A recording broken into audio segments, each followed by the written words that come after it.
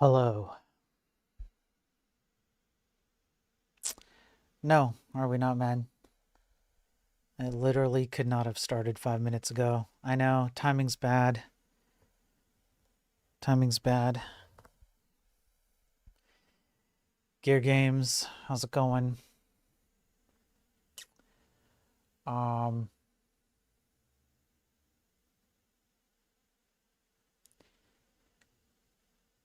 I do have Peblo. Peblo, I don't know if you're still around. I think I got an email from you. If you're around, hop on Discord. My Discord link is on my, if you go open up the description of any of my videos, it's on there. You can also hop on to the chats on several of the platforms. It should work. You can just type in pound or exclamation mark Discord. You'll get a Discord link. You can hop on there and I will happily provide you with a link of your own, sir. Emmett, how's it going? Pure, how's it going? Good to see you. Yeah, yeah. Yeah, welcome in everybody. The lighting looks terrible. Let me just quickly prop up. I'm just gonna do a quick prayer to God, who will, who will send in heavenly light here, and provide warmth. Yeah. Um, yeah. I've got a lot of stuff to go over. It's gonna be a mixture of different things. We're gonna start with a little bit of a kind of like technocracy political overview. How politics is being used by by technical people, by people who are at the technical leadership level, people you might consider as part of the technocratic movement. We're going to go over that. Peblo, hopefully Peblo sees this in the future and gets a hold of me. I think I have an email from Peblo. We'll see. We're going to talk a little bit about that. I'm going to game theory out. I've been giving this a lot of thought, and I'm going to game theory out why people like Destiny get away with the stuff that they do, because I know that there are a lot of questions about it, and I think it's time that I express how I think this is playing out and why it's particularly dangerous. I'm going to, well, I'll talk about it in a minute. But then there's some more inclusive wording on programming.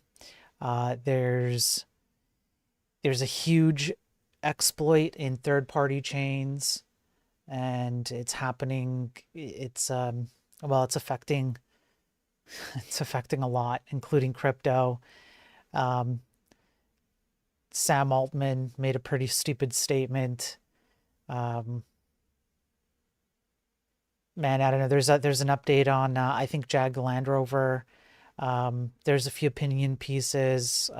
Oracle made a huge deal with OpenAI. There's a lot. There's so much to go over. I'm going to try and take it one step at a time here. Some of this stuff I haven't read, and as a result, I'm going to be winging it. But some of this stuff I've read and thought about quite a bit, and we'll do our best to cover it. Yeah, you know, it feels weird sometimes. I have like, this is my screen right here. Yeah, shut up, Emmett. All right. This is my screen right here. I look this way. Like, so where I'm looking right now, I can kind of look up here and kind of look at you. How does it feel? How does it feel to have me look into your soul, huh? It's a little odd, but um, occasionally I say things, right? I do like these intros, like, here's what we're going to talk about today, folks. Then I pull up my news pen. I've got my Kaito kid, if you know what that is, right? I'm going to talk about this today. Actually, I'm gonna tie it into the Destiny thing. And then I talk about it like there's a bunch of people here, and then off over here, it's hard for you guys to see, but over here is where I can see the OBS screen, and I can see my numbers, what you guys see, right? So I can make sure that I'm not showing something I'm not supposed to. I've got right here, these are my numbers. So at best, maximal, we've got 10, 12, and if we count one viewer per platform, as like a bot viewer.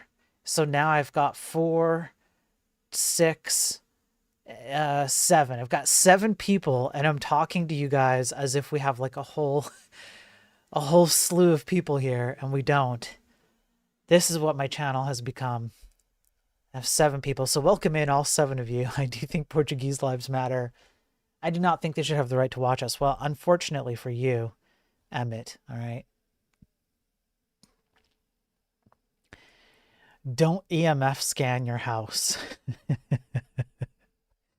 Just don't do it. Don't EMF scan your house, okay? For no reason. I'm just saying I think it might be bad for you.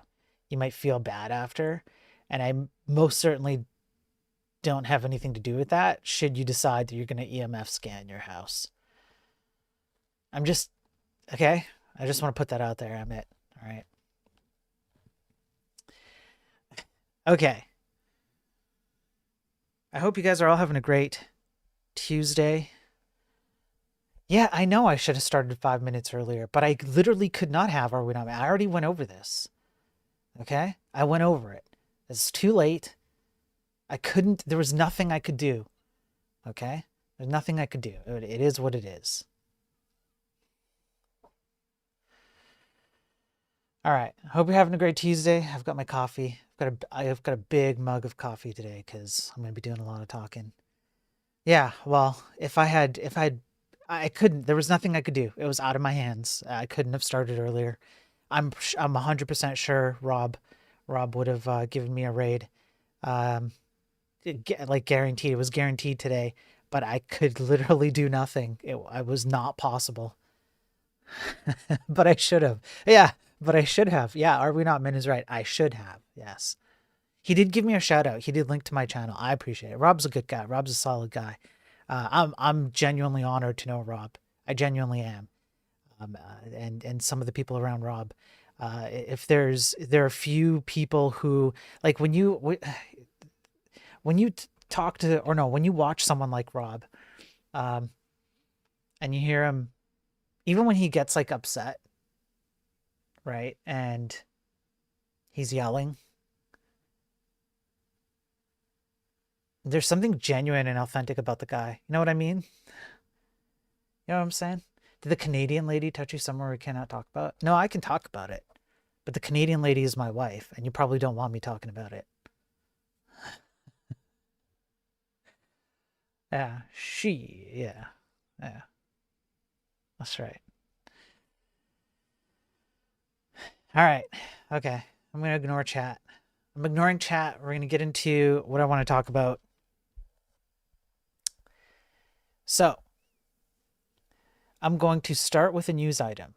It's going to lead into Destiny and Technocracy. And it's not just about Destiny. It's about people like Destiny and what's happened recently with Charlie Kirk and a lot of the weakness in society today and so on and so forth. If you've been watching my streams, particularly the Daily Tech News, I believe it was around episode 80 or so, I started going over the technocratic movement, which began in the 30s, and its intent was to use technology to overthrow the political establishment. You wouldn't have bureaucrats, politicians, etc. You would have what's akin to today's version of cryptocurrency, universal basic income, cloud infrastructure, and more. And it would all funnel to elite people based purely and solely on top tier meritocracy. We've gone over this. If I pull this up, let me just pull this up here. Go like that. We've gone over Project Cybersyn in Chile and how this played out in the 70s. And you can see this is a real room. This is not a rendition. Okay, it's not like some kind of, yeah, okay. It's not a fake, this is how it looked like. I think this one's a 3D rendition of it, but this was what the room really was. And there's some real pictures of it like this. This is legitimately what this looked like. So we've gone over this before. I don't think I need to to beat this horse much more. But what on earth does that have to do with Charlie Kirk? I mean, we know what it has to do with technology and how technology is being used as an ideological hammer. We know what it has to do with weakness within men in technology in particular, who are not willing to stand up to a loud group of people who think that they can just use technology because they have some kind of, I don't know, set of diverse elements. I don't know, just it's warped, right? And so I constantly make the case that it's a distortion of what technology should be. Code doesn't care about your political ideology or your religious beliefs or your gender or anything like that. We need to get back to doing what code is meant to do, which is to execute efficiently, securely, and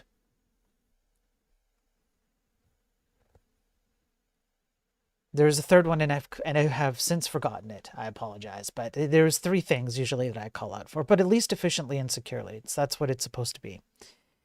We need to get back to that, and if whether you're a man or a woman, if you can code and you can do so reasonably well, at least, we need you, right? And so that's the case I make. Okay, so that's the starting point. So then I went over the technocratic movement. I went over cyborgs. I've gone over transhumanism. I've gone over how AI is being used. By the way, I called this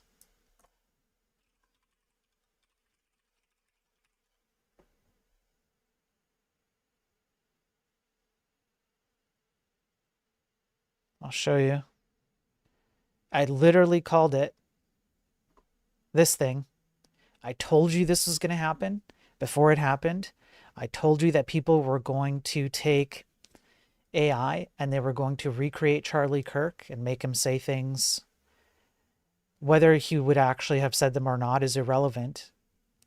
The point is it appropriate to do so? Is it right to do so? Ought we do so? Ought we use AI? Even if AI can get some of the things he would say correctly, is it okay to do that? Would you want yourself to be a mouthpiece for anything post-death? And I think most of us would say no. Now, I called all of this because I saw where this is heading, and I still see where this is heading. Yes, I am stating this quite confidently. The entire concept of what Destiny is doing and Hassan and others, and what I think the right could end up doing if they're not careful, leads to a very bad place. So let's move on to a news article. So we're gonna talk about this, and I just want you to pick up on some of the wording from this news article. So this is typically some of the stuff I cover, and it goes very well in line. Nobody knows that I'm going to be covering this. I've not talked to a single soul about this. I've been saving this particular stream for today, such as it is. So this is going to be new to a lot of people who don't know that I've game theoried this out. But let's get into this news article. We have our first AI potential nominee for a government office. And I'm not kidding. This is not a joke. Albania's prime minister wants to appoint an AI to his ministry. Incorruptible, notice that. Incorruptible e-government answer bot, Jella, which reportedly runs in Azure, given job of running public procurement. Albania's prime minister has proposed appointing an artificial intelligence as a minister. Speaking at his Socialist Party's annual conference yesterday, Prime Minister Edi Rama named his planned cabinet and suggested the nation's government services chatbot, Jella, for a promotion to the ministry. I'll zoom in a bit here just so it's easier to read. According to a session description for the 2025 European Political Community Summit, which Albania hosted in May 2025, Jella started life in 2024 as a virtual assistant that Albanian citizens could use to answer questions about government services. Version 2 launched in early 2025, was an intelligent avatar integrating natural language understanding with vocal and visual interaction, providing real-time information for public services and online applications on e-Albania.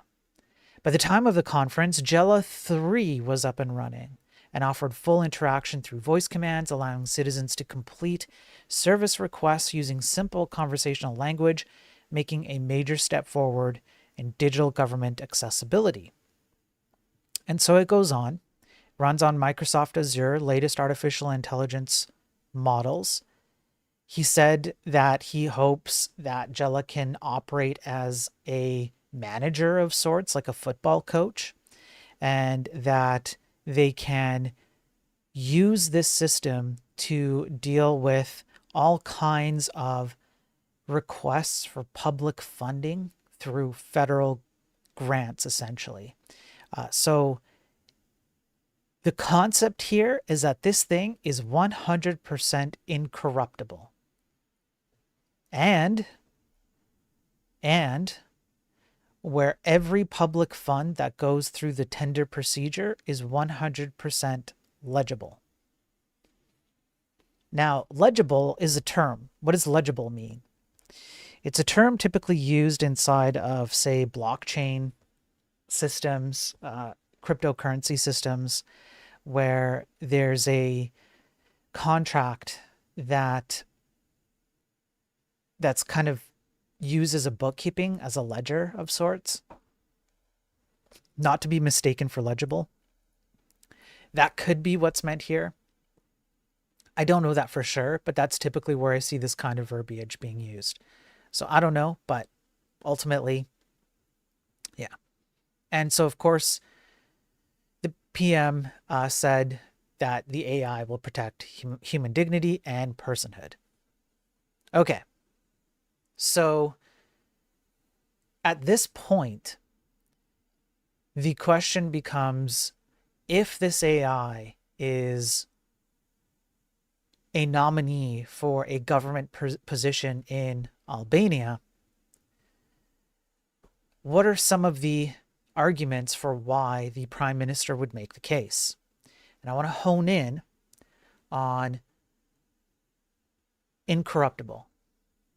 So incorruptible here is the key thing that I want to focus on, because this is something that I called as well. I called it out way like months ago.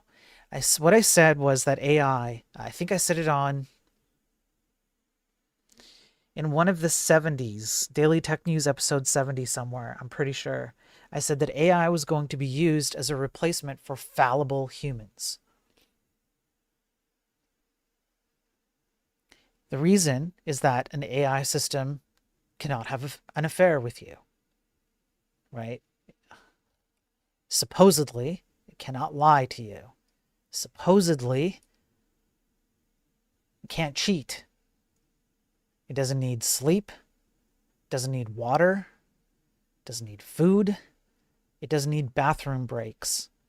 And so as a result of that, you have a constantly on system that is removed from the typical requirements that create fallibility in humans. Because when a human needs certain things, then they become more exposed to fallible, corruption, right? And so therefore it's incorruptible. Now, I've already described why this is bad. Fundamentally, it's wrong. Even if you can make the case of those particular points in a vacuum, these systems do not operate the way that you think they do. They still do cheat, and they still need things. They're just not the things that you as a human need, and they will still operate under the requirement of needing those things, and they will do whatever it takes to get those things. And so it's still a bad roll of the dice to put these things in place of humans. The reason being that humans can create friction, and they cause things to slow down. They create more time, more capability for other people to step in when you start seeing things go down a bad road.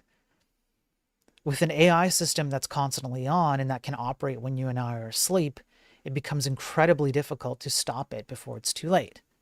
This is just one of the many reasons why I think this is a bad idea, and not why I think this is a bad idea, but why I have proven with evidence, scientific studies, logical argumentation. I've been on debates. I've gone over the philosophical studies or the philosophical arguments, or both in some cases, the surveys, the statistics. I've gone over it all. So we already know this is bad.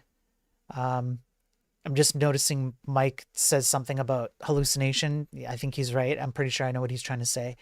The hallucination rates are, even on frontier models, on average of somewhere between 40 to 60%. I think it's around 50 at the median, which is terribly high. It's way too high. These things cannot do what you think they can do. So it's actually worse than having fallible humans in there. What you're doing is you're setting up a very fallible system and touting it, as you can see on your screen here, as incorruptible and infallible. It's completely on its face false. Okay, now.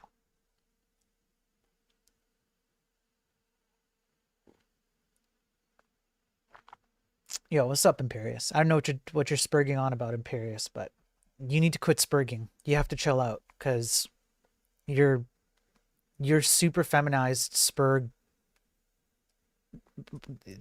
statements come off like you're a moron, which I know you're not, but they come off moronic, and they betray what little attention you would otherwise get, Imperious. You need to chill out.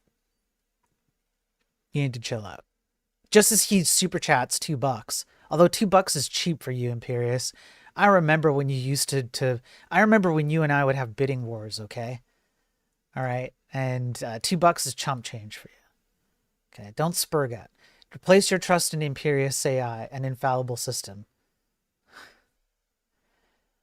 No, don't ban him. Don't ban him. No. I know Imperious. He and I are friends, okay? We've known each other for a long time, but he can spurg out. He spurgs, okay? And it's just, I can't with that guy sometimes. It just drives me nuts. But he and I are friends, so don't ban him. He's not doing anything wrong. As long as he just doesn't say anything stupid, then you're fine. But I will state this, as I'm about to get into, ban him anyway for amusement? Maybe I should. As I'm about to get into how this relates to Destiny, which I'll explain in a second, I will say that right off the bat, if anybody, since I'm going to be talking a little bit about how this relates to what's going on with Charlie Kirk and where I see technology being used in a political landscape for something that could end up putting us in a very bad position where it doesn't have to be bad. Okay, so first of all, if there are mods around who are going to be watching this, I appreciate it. The mods are... I don't think my mod's enough, honestly. I really don't. Thank you, mods. W's in chat for mods. All, what, 11 of you? Max? And no, zero tolerance. There's zero tolerance for any call to violence, even if it's ambiguous or you're making relatable statements. As a matter of fact, what I'm about to get into makes a game theory case for non-violent acts. I'm going to try and explain how. And people who are not capable of understanding that what happened to Charlie Kirk is bad and can just leave it at that for now, you will also be banned if you try and make qualifying statements about what happened to Charlie Kirk, you know, and whatnot. It's just not the right time for that kind of a conversation. It's extremely inappropriate. Doesn't help anything right now. So mods, you have, I've already told the mods before, but just in case it's not clear, usually I tend to ask the mods to wait for me to tell them to ban someone, but I've told the mods that they have free reign right now. It's open season. So if the mods decide to take it upon themselves to ban you, they don't need to ask for my permission. They can do so. I will ask for some restraint, just be level-headed, but my mods have been pretty level-headed, honestly, so I don't need to, you know, but I also ask viewers as well. Okay. All right, so enough of that. Okay. Open season on terrible people. Ban them all. Yeah, yeah. It's one of the reasons why I had to stop associating with Datastar and Delaney. Um, he was well. Let's get into it a little bit. The tech industry is full of weak people. There was a comment that was sent to me last night on my YouTube, on my YouTube video about I believe Charlie Kirk. Let me pull it up. It's a fantastic video. So this is going to lead into Destiny and the game theory thing that I'm talking about. So if I pull this up here, go over here, maybe I go like this, and then I go like that, and then I go down to, let's see if I can do this correctly. I'm not sure. How do I do this correct?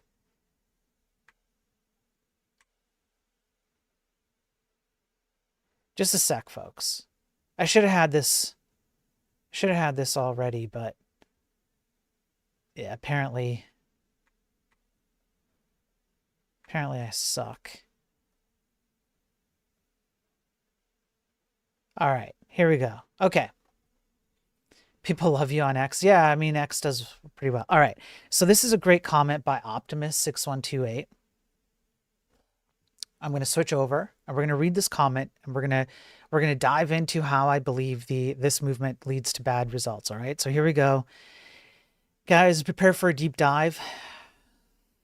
Here we are. Optimus6128, 10 hours ago. I'm going to read this verbatim.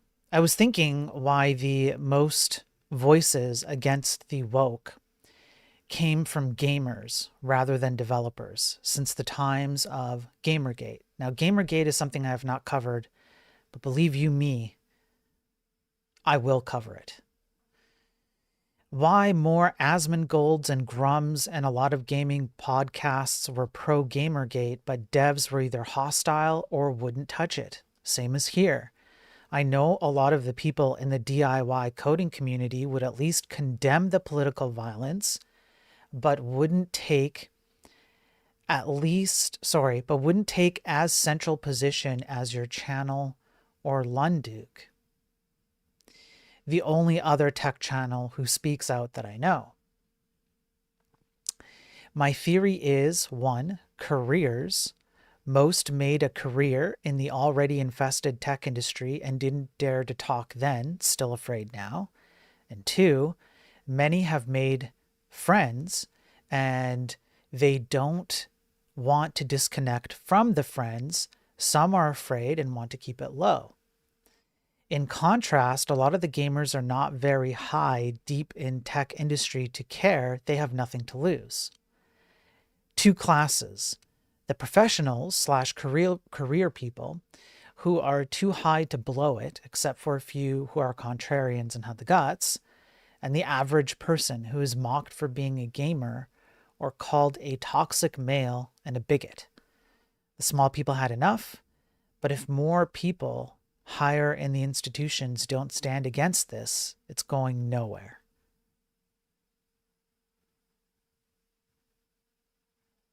Okay. So the dichotomy here is the people who are in it need to protect their own moat. Okay. And so you have the people at the top. It's the same people who were hostile or wouldn't touch Gamergate, but some people would. It's the same people who are now not willing to touch what's going on with Charlie Kirk and the politicization or the politic injection or whatever you want to call it of ideas in tech. This is something that I want to tie into the feminist paper that I brought up the other day, where people want to create programming languages with a feminist lens, with the concept of React, which is an unnatural Frankenstein of technical paradigms, which absolutely denies reality. As much of the people on generally the left, not entirely, but generally the left, they want to deny reality, and they just bring all of that into programming. So why would devs not want to touch that? Well, because that's where they have their careers. And when you have a career where most people believe this thing, then you're not going to want to speak out, right? It's dangerous. It's risky. And you want to protect your ability to make a paycheck and pay for your family and so on and so forth. Okay. And then you have the people who don't care. And why don't they care? Well, these are typically your gamers, because the gamers get to hang out with their friends, go home, after work, or hang out in their mom's basement, whatever. And they don't have to care as much about the moat that is technology, programming, etc. They're not in it. They just want to see the stuff that comes out of it as good. So what do they have to lose? Well, not a lot, right? Okay. This I thought was fantastic. It was a great comment because you can see how it can go either way and why it goes either way. The principle between the people who are in the industry versus not plays out in the same way, but sometimes it looks like people are switching sides. No, they're not switching sides. People have always been on their own side. That's just what it is, right? That's why when I call out moronic idiots who are too weak and gutless to stop the politics and ideology inside of programming, I get weird looks because I am literally attacking their mainstay. I'm attacking their bread and butter. I'm attacking my own as well.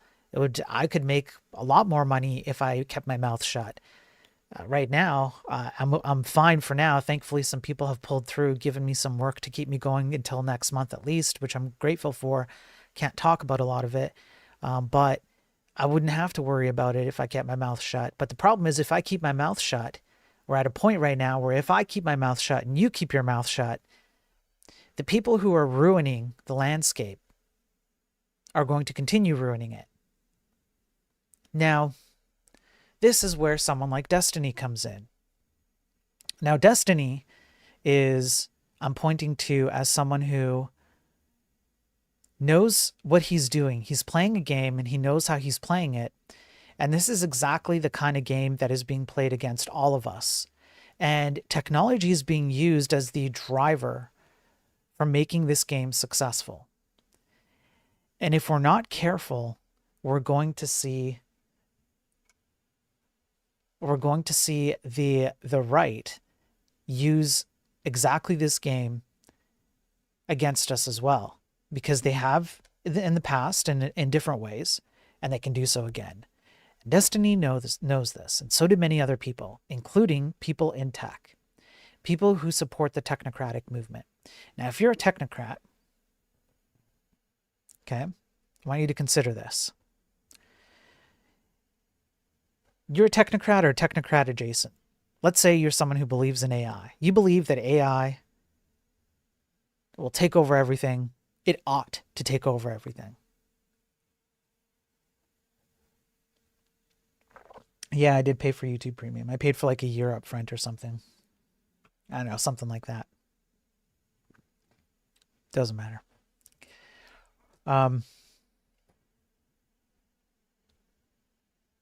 So what you want to do, let's say you're the PM of Albania.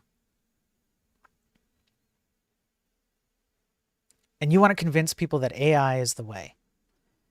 Well, how do you do that? Well, you have to demonize humans. That's what you got to do. And then you can put AI in place of humans. And so that's why this whole, let me just go back to it here. This verbiage stands out to me. Incorruptible. Okay. So in order for something to be incorruptible, you have to point at something that is corruptible. Well, you can point at humans. And if you really want to sell it, you're going to point to large swaths of humans and go, look at how corruptible all of these humans are. The solution is already in place. So I'm calling it right now. What's going to happen out of this political battle is people are going to take advantage of it and go, see, we need AI. Do you think AI would commit political violence on any side? Of course it wouldn't, because it tailors itself to human improvement. So it's going to make the best decisions it possibly can for humans. Why shouldn't we appoint it as part of our federal ministry or in governmental positions or as a way to determine who gets certain federal grants or whatever. Of course, look, everything has been primed. It's ready. AI is ready to go. People can point to the usefulness that has been garnered by other people who have been using AI, and then they would go, well, look at how useful it is for them. Why wouldn't it be useful here? It's already primed. Well, how on earth do you get to paint a large swath of people as corruptible demons? Now, I hate doing this. I hate it. I absolutely hate it when streamers have to pull out diagrams, especially tech streamers, and they treat you like kids that need crayons. You need a little diagram and you need some crayons and you need a little boxes, and some colors, right? And you have to sit in front of class and then you have to like doodle in like color by lines or whatever. I hate that. It treats you like children. But we're going to step through a series of logical premises here. And I find it difficult to merely explain how this works. So I have to, unfortunately, pull out the crayons. Now, this is cope on my part, all right? So cope in chat for me. Cope in chat for me. You can say Spiro cope, Spiro's coping, because I am coping a bit. I was up late last night. I wrote down some notes, game theorying this out, and I couldn't find a way to do it without pulling up the diagram. So I'm coping a little bit because I have to keep everything in track and in my head, right? Okay, so we have destiny. Hang on, let me do a little bit of a. So we have destiny. If you know what destiny is saying, then I don't really have to tell you, but just really quickly, essentially what he's talked about is ensuring that conservatives feel fear and fear of death. And the reason why they should feel fear of death is so that they don't vote somebody like Trump again, so that they can let go of their ideology, their right-wing conservative ideology, and that fear will make them drop their positions. Okay. Now, there's a series of questions around that, but the most prominent one that people are asking right now is, has Destiny lost his mind? Why on earth would he say that? How on earth does Destiny, and other people too, like Hassan, there have been other people on the right, on the far right as well, who have made some pretty controversial statements. And you ask the same question. Are they insane? Have they lost their mind? Like, how on earth do you get away with calling for political violence openly, like Destiny seems to be able to do, and getting away with it? What on earth is going on in their head? These people have lost it. And I'm going to make an argument to you right now that we can use pure logic and game theory. You can even think about it as a video game. And the argument is this.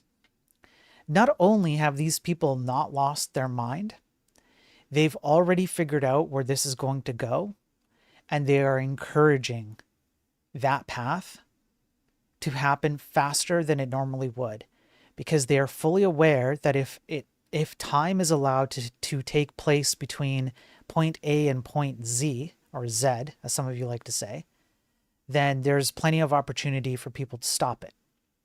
So when we look back at how, for example, these AI systems are prepared to replace human beings because human beings are corruptible, fallible systems, when we look back at how the technocratic movement moves, when we look back at how political ideology it captures and ensnares people, including in programming, and then when we look at someone like Destiny and we try and think about what he's thinking of, he's actually playing a game that a lot of people don't realize he's playing. So I want you to imagine it like a video game. And the video game is the following. When you play a video game, and let's say you do, I don't know, let's say Legend of Zelda. Let's pick one of the Nintendo Switch ones, Tears of the Kingdom, something like that. And it's your first time playing the game, and you pop it open, and you step forward, and you're trying to figure out how to play the game. Well, the game doesn't really tell you much about how it's played, right? That's one of its selling points, is that you get to figure that out by playing the game. All right. So what are you going to do? Well, you're going to push the boundaries a little bit, right? As part of playing the game, what you're going to do is try and jump off a cliff, because you want to see what the fall damage is like. How are you going to know what fall damage is like unless you actually fall and land, right? So I want you to pretend like Destiny and Hassan and others on the right as well are playing a game, because that is exactly how they're seeing it. That's my argument to you right now. They're playing a game. And that game has a technological factor baked into the pie. And the game is performance. And the more performative that they are about their statements, the more they're going to be able to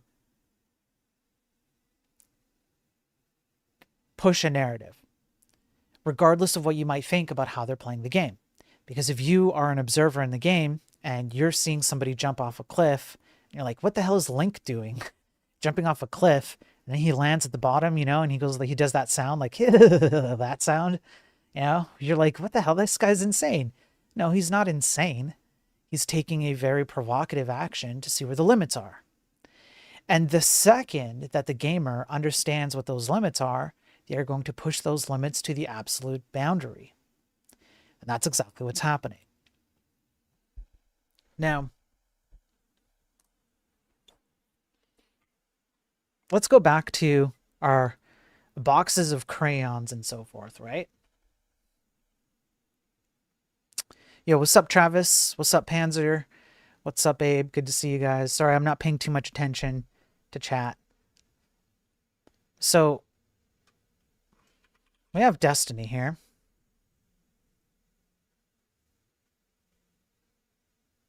I don't know what the... Whatever. Okay. So we've got Destiny. And Destiny says, we need to make sure that the right is fearful of death. That they never, ever vote someone like Trump in office again. And you go, what the hell? Like, what? This man has lost his mind. Why does he get away with saying this stuff? Nothing happens to him. Yeah, he got perma-banned on Twitch, but remember, he was already banned on Twitch. So just moved from a ban of temporary, potential good behavior, you get to come back, to a, you don't have a shot. You're not welcome back here. Get out. But Hassan's still on Twitch, is he not? And many other people around Hassan who have made other statements, right? Other statements calling for violence or supporting, terrorist groups or whatever, they get to stay on Twitch. Destiny's still on YouTube. As of today, he's still on there. So what the hell? How on earth do these insane people have these insane thoughts and then they get to stay on tech? Well, what if I told you that it's not as insane, right? So you have Destiny here, and then what you have is a series of things. So Destiny says, okay, right-wingers must fear death. I have no idea how on earth this is, I don't know. Hang on. Maybe it's because I need to use this. It's been so long since I've used one of these diagram things because I hate doing the... Yeah, there we go. Okay. All right. So this is what he says, right? So here's Destiny and he does this, okay? And you're like, what the hell's going on? This is crazy. What is this crazy talk? It's insane, yada, yada, yada. All right, now,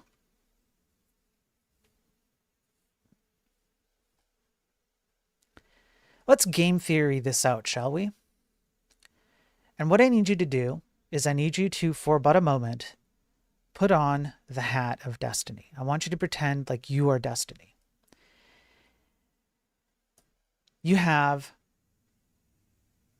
two things. From your perspective, these are your two things.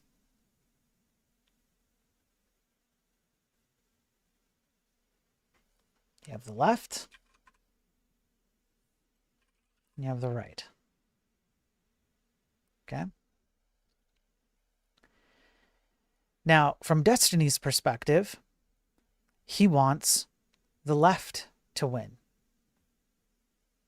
Okay? So we could say, like, I don't know, give it a green one. He wants the left to win.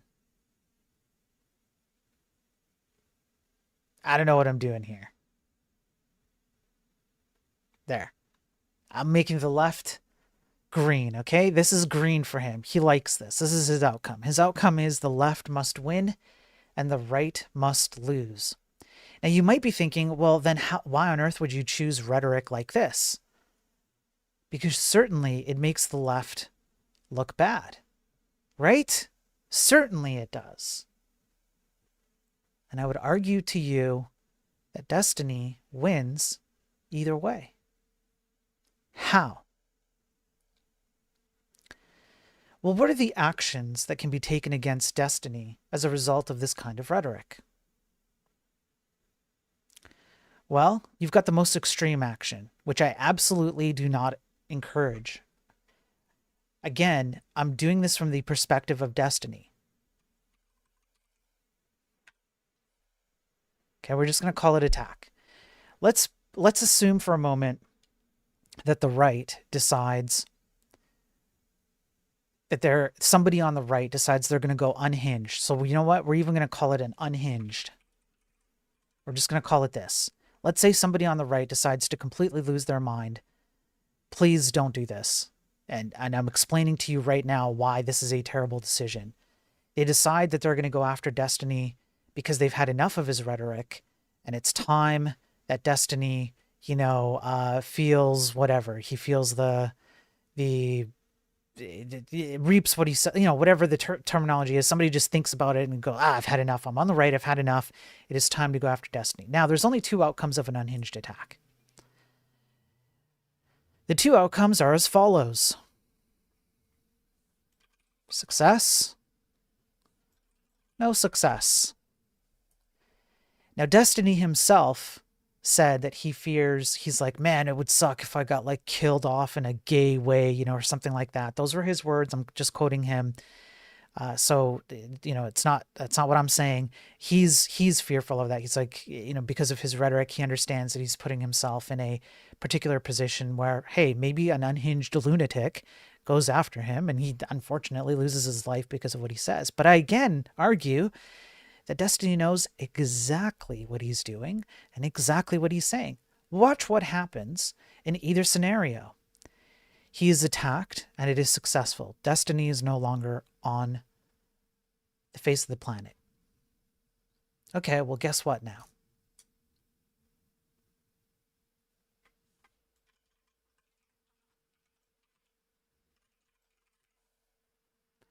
That's what the left gets to do.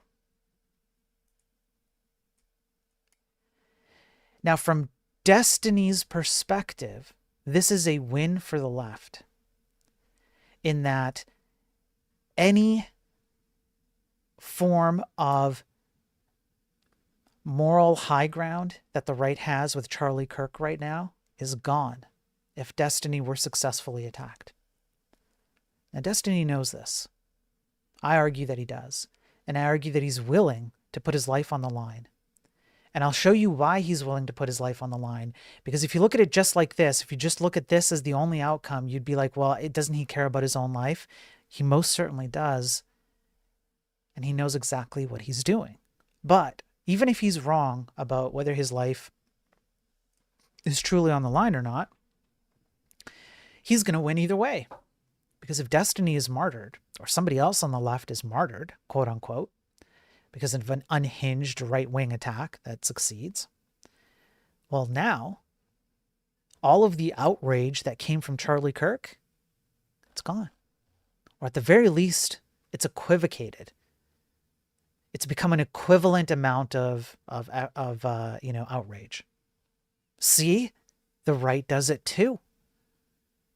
That's going to be the narrative. Now, if there's no success, but the attempt is made,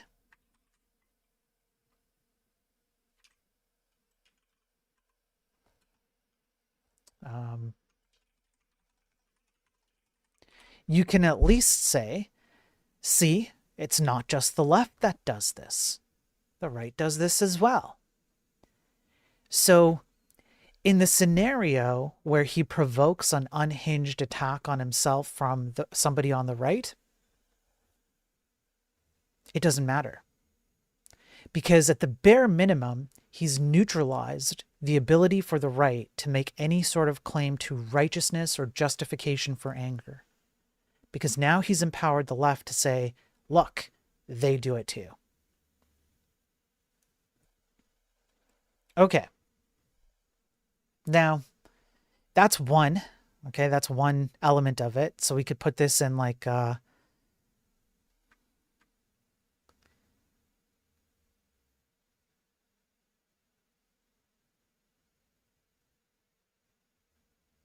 here, like this. We'll put it in a bit of a box, okay? So that's one element of how everything could play out. We're going to put this over here. We'll get to it. Okay, that's like kind of like one of the first steps that could happen, right? What's something else that could happen to Destiny, right? If you can't go after him in the same way that Charlie Kirk was attacked, because you fear, well, because you see how it plays out, it doesn't actually produce anything except an equivalency factor between the left and the right, then what else can you do? Well, you can go after him legally, right? That's the next closest thing you can do that would be considered force, right? So you can go after him legally. So a legal situation, right? So let's take this.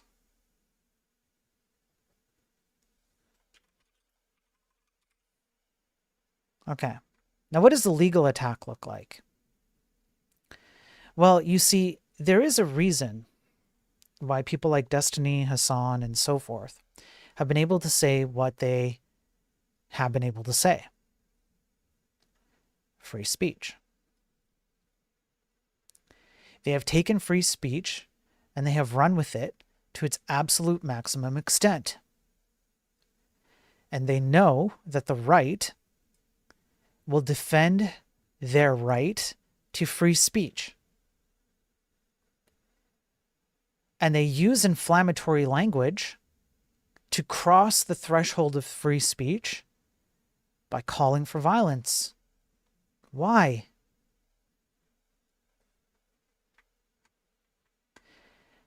If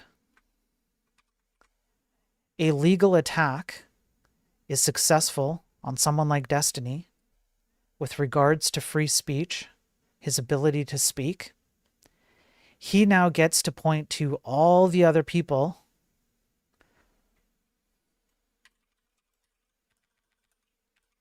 here. We'll put this in quotes, okay? Okay, it's equal to my own radical speech. So what he's going to do is draw an equivalency factor again.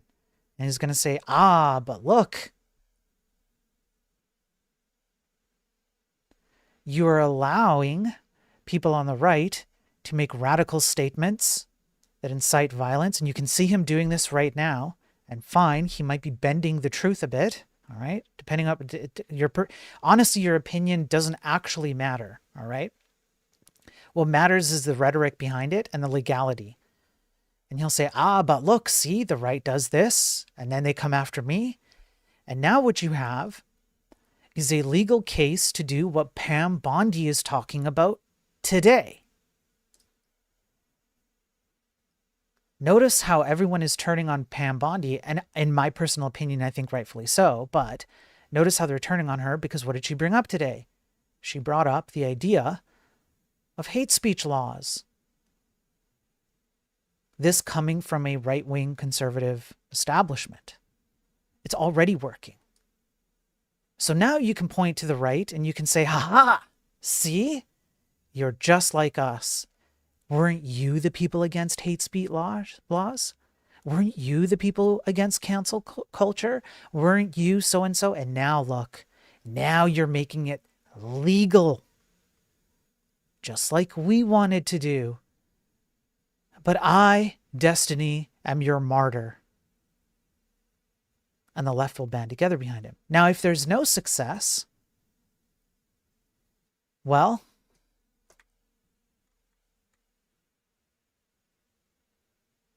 he just gets to go back to what he was doing before. That's it.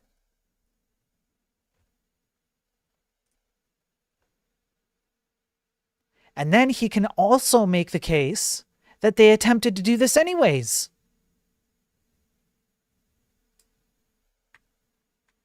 Those arrows are stupid, but whatever. I'll just, well, whatever. You just have to accept it, all right? Just deal with it.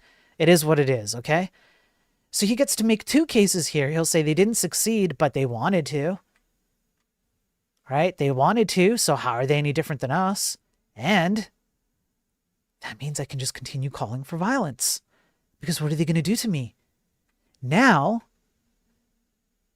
the two avenues, the two most extreme avenues for forceful silencing of this kind of rhetoric are all but gone in either scenario where Destiny succeeds or doesn't succeed. In other words, from Destiny's perspective, he's in an unlosable situation. He can't lose. Now, anything beyond this starts to become very diluted in what the left would typically do. We've already seen this with cancel culture. The next best thing you can do is you can cancel him, and he's going to do exactly what we just went over, what we just game theorized out here in the legal attack, but he's just going to do it from a social, a social standpoint. Cancel culture. See? The right is just like us, right? And so that's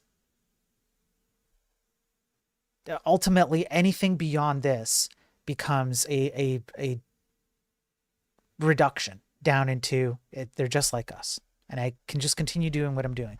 Because aside from these two things, how do you stop someone like Destiny being able to say what he's saying and calling for violence openly and getting away with it with little to no repercussions? Well, you can't, can you? There's nothing much you can do aside from these things. And we've just gone over how from Destiny's perspective, he's winning no matter what happens. No matter what happens, he's winning. Okay. Now,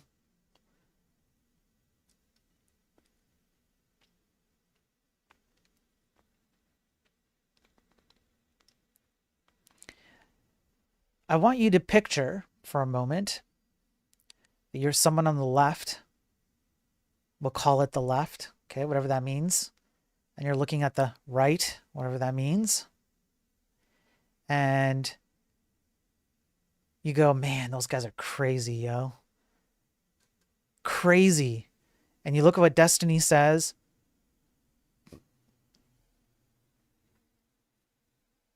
And you go, maybe Destiny's right. Maybe I should do something. So guess how else Destiny wins?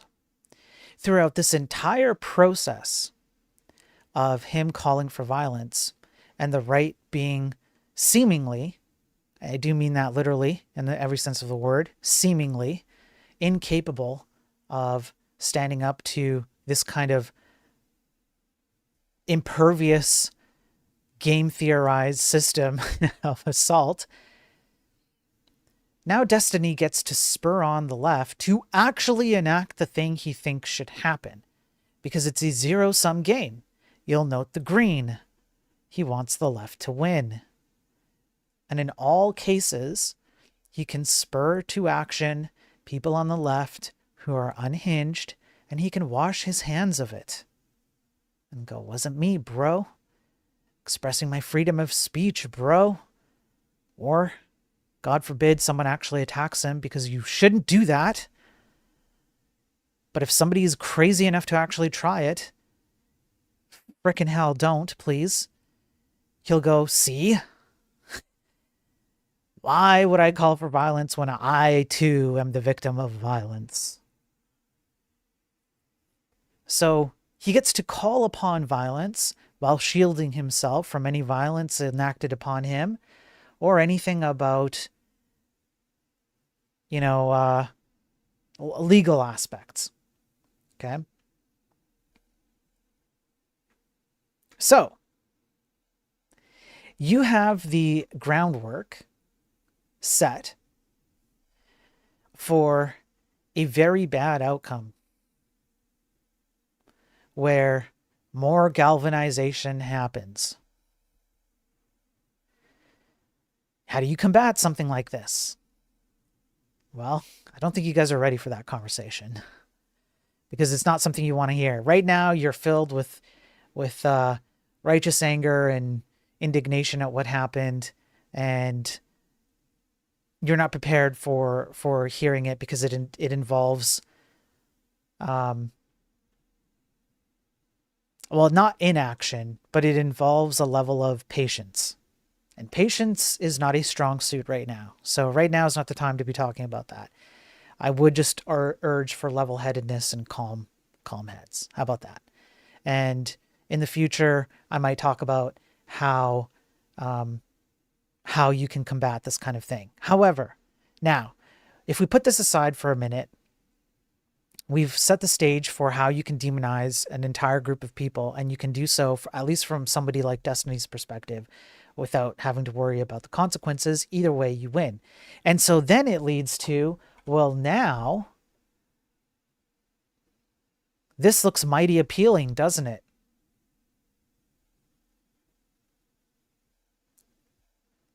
Because if the right looks at the left and goes, look at the lunacy over there, and the left looks at the right and goes, look at the lunacy over there, and then somebody comes down and says, I have the answer. Wouldn't it be amazing if AI could make decisions for us, so that we wouldn't have to make these decisions, so that we could remove the lunacy, the mental lunacy on both sides, and we can just have AI make the decisions for us. So you don't have to have the destinies. So you don't have to have the, the people behind, the person behind Charlie Kirk's death. You don't have to have, take your pick of violence, politically and otherwise. Doesn't matter, honestly. Remove all that.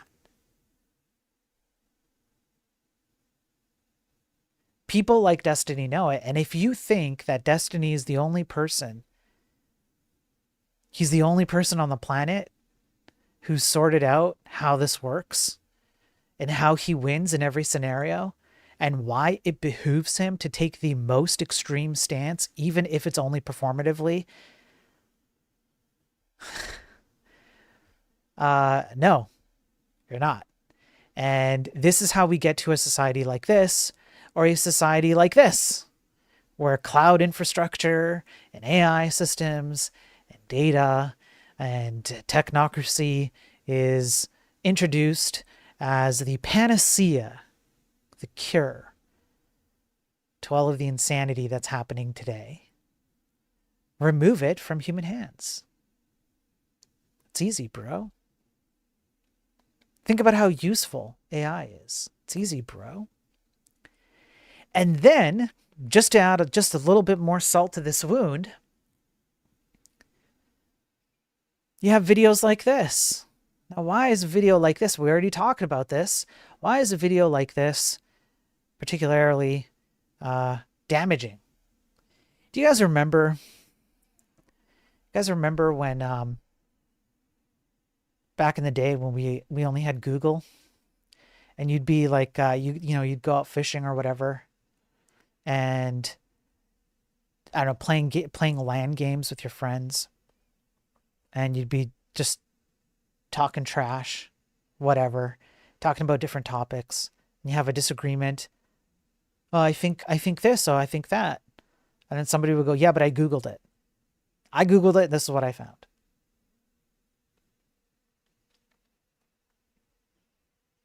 And then you'd go, oh, okay. Well, if you Googled it, well, there's like a little bit of seriousness behind that, right? This is what's happening with AI. Except unlike Google, where you have to parse information and come to your own conclusion, the conclusion is fed for you. So people on both sides here, people who like Hitchens and people who like Charlie Kirk, and maybe there's some overlap, they're going to treat whatever the AI output says, right? They're going to treat whatever the AI output says as if it came from Hitchens himself or Charlie Kirk himself. And so there is no more, I Googled it and came to my conclusion. Now it's just AI told me. It told me the conclusion I needed to know. This is the future we're headed towards. If you think the technocratic movement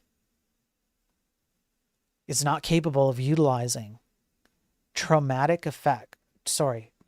events like this, if you don't think people like Destiny are able to game theorize out their actions to their logical conclusions, if you don't think that people are willing to give up their authority to automated systems because they're incorruptible, boy, oh boy, do I have a particular time in recent history to point you to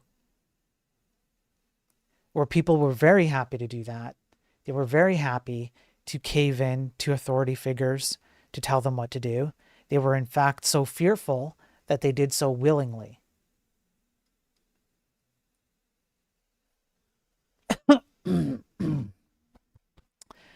You know, a period where coughing like that was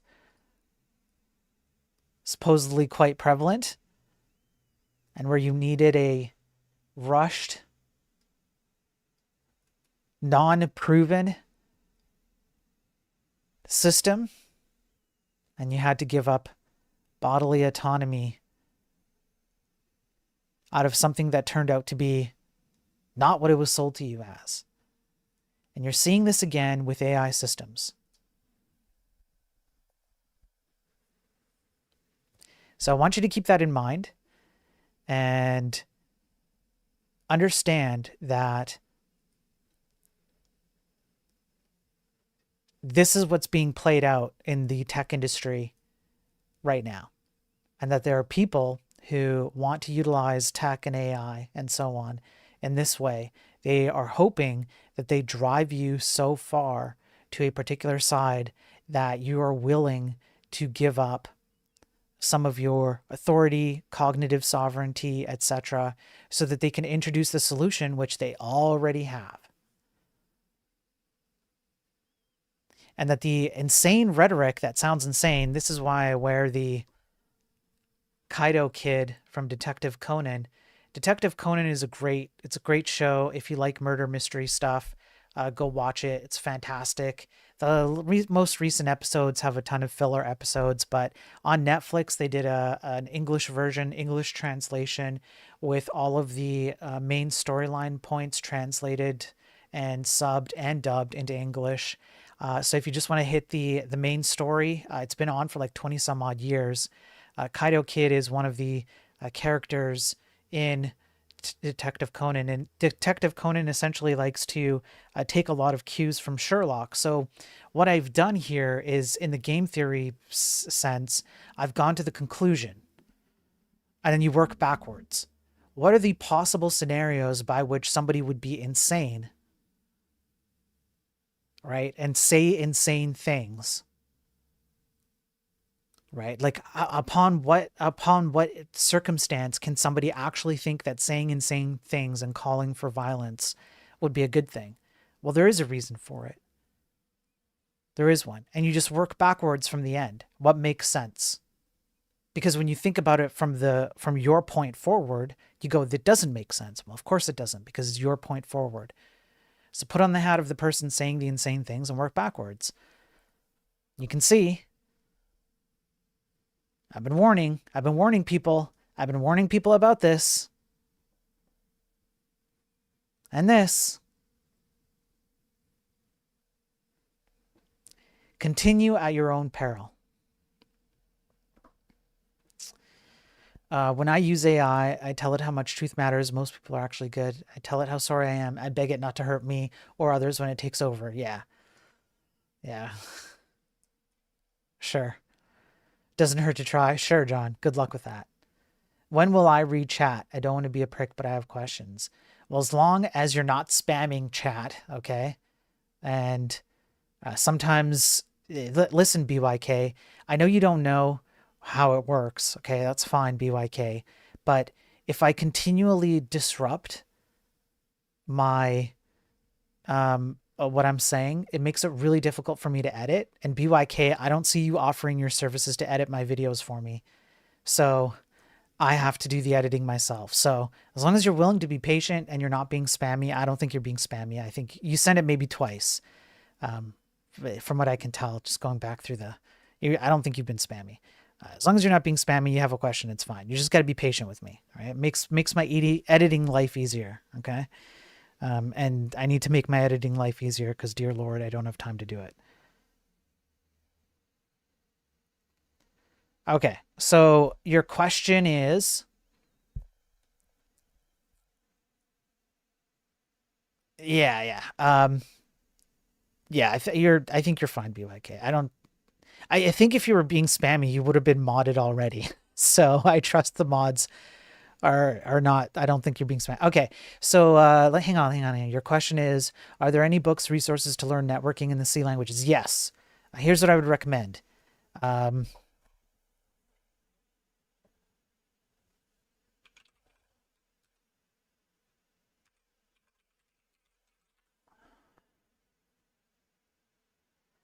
Hang on, let me pull it up.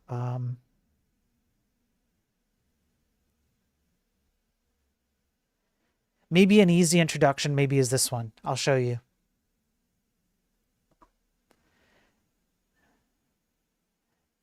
Beej's Guide to Network Programming. That's the easiest one I can say will get you an introduction. Aside from this one, just go look up socket documentation and don't worry too much about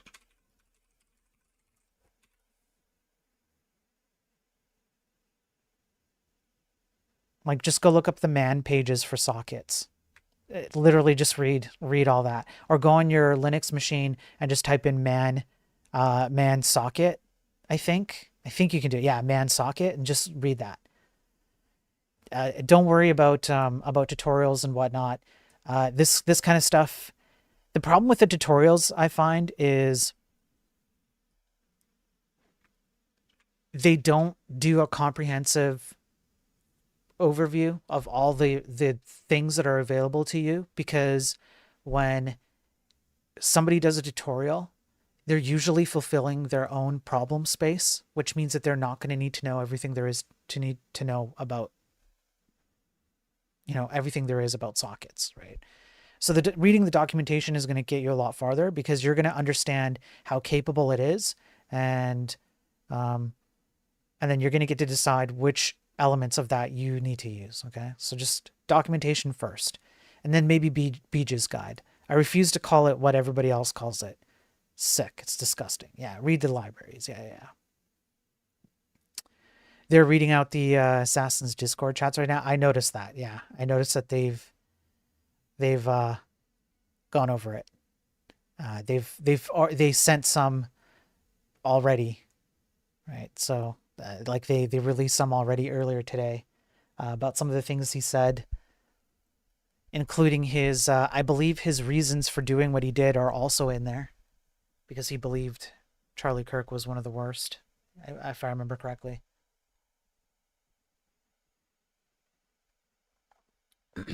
I'll have to watch it later. I don't want to bring it up here. A, because I'm not sure I'm allowed to, and B, because I'm not sure what the verbiage sounds like, and I don't want to get dinged on it. So I'm going to go through some of the news items that I have lined up, and then if you guys want to go and watch that, I absolutely do not blame you. Whenever I cover the news items, as BYK knows now, I ignore chat anyways, so I can get through the news items and put them on public record. So you guys don't have to be around for that. I wouldn't blame you one bit. But I got to do what I got to do. I have a job to do here, which you guys support me financially in some ways, if not with your viewership. So I got to do my job. And I got to be careful not to get my channel taken down. So I can't, it's risky for me to pull up the Discord messages. I'll have to watch it on my own after, or just get the sense of it after. But the link's in chat if you want to go look at that and pay attention to that. Okay.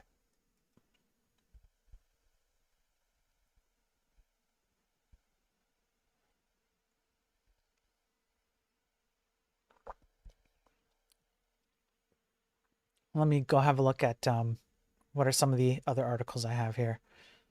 The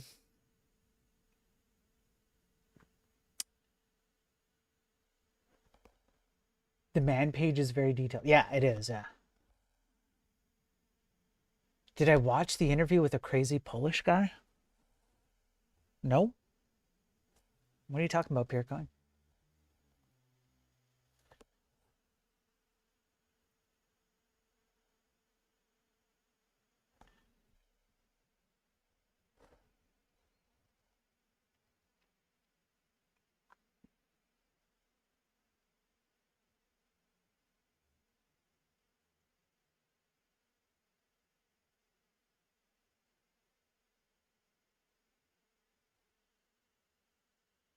Oh, yeah, I did. That's right. Somebody dropped that interview in Discord. Yes.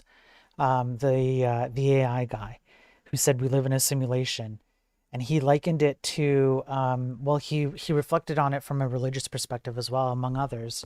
He's like even religion, like the Christian religion, kind of talks about this, where this life isn't the real life. The real life is post death, and therefore, how is this not a simulation? Other religions have similar concepts, right? He talked about how AI safety is essentially not achievable. As soon as AI is smarter than us, then how do we control it? How do we maintain safety on a system that's smarter than us? By definition, it can circumvent any safety measures we place on it, etc., etc. He did have some salient points, I have to admit. He also had some pretty dumb points, some pretty short-sighted points. So I don't know. But I did watch the whole thing. Yeah, somebody dropped it on my Discord, and I watched the whole thing. I commented on it on general chat on my Discord. I didn't disagree with him on, or I did agree with him on some things. I definitely didn't agree with him on many things. Put it that way. No, I don't want to try your emote wall. Emotes are, yeah. Don't be emoty. I mean, if you want to, you can, because Vampire worked on it. I'm sure he worked hard on the emotes, but bleh. There are no guardrails once time comes. That's right. Yeah.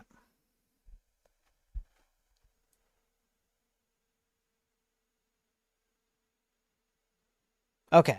Now, along the veins of what I was talking about earlier, where programming is becoming heavily politicized and ideologically captured, there is something that came to my attention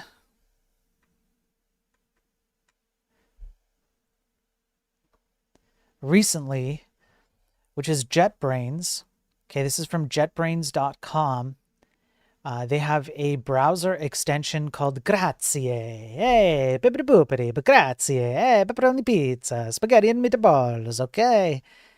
I can do that because I'm Greek and we're neighbors, and they make fun of us, we make fun of them, so I have a pass. Yo, what's up, Ghost? So JetBrains here has the website jetbrains.com/help/Grazie browser extension /writing style settings.html, something along these lines. And the extension here helps you to have an AI generated set of recommendations as you code. And you'll note that the AI system has an option for inclusivity checks. For example, you can adjust how gender-specific nouns are used and enable discriminatory and violent language checks in your code. That's what the writing style is. So the writing style will read your code and it will come up with AI-generated recommendations based on inclusivity settings. I believe by default, this is turned on to true in JetBrains, the programming developer environment. What on earth does this kind of language have to do with whether or not you're writing good quality code? Why do you need to waste energy, actual energy and dollars, on an inclusivity automated check system?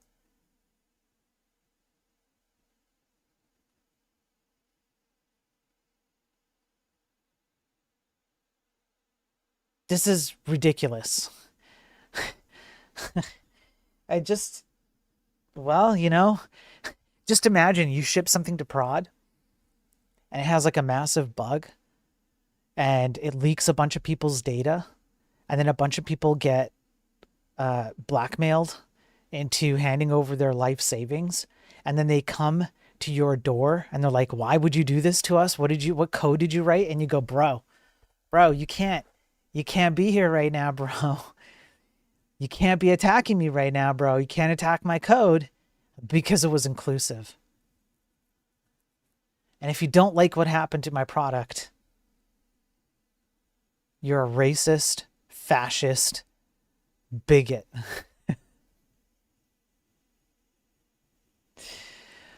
Like it's nonsense. It's absolute nonsense. It's not a requirement. It's so ridiculous, but it's in the code.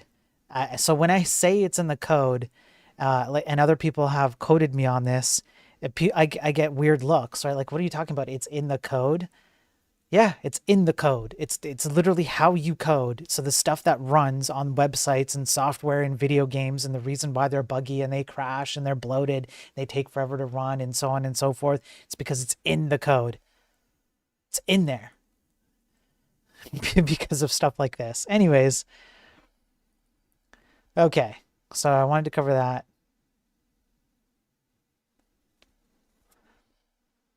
I don't know how to not become depressed over this crap. Yeah.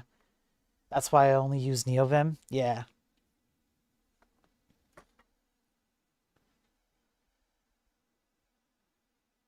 Okay. Let's have a look at, well, there's a couple of big news items. Is there a way to increase discriminatory language? Man, imagine. Someone should build that. Vamp, new project idea. Make, make programming the most racist it can be. Just put in like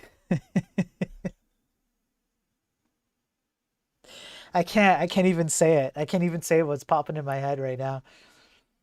Yeah, I just do. Yeah.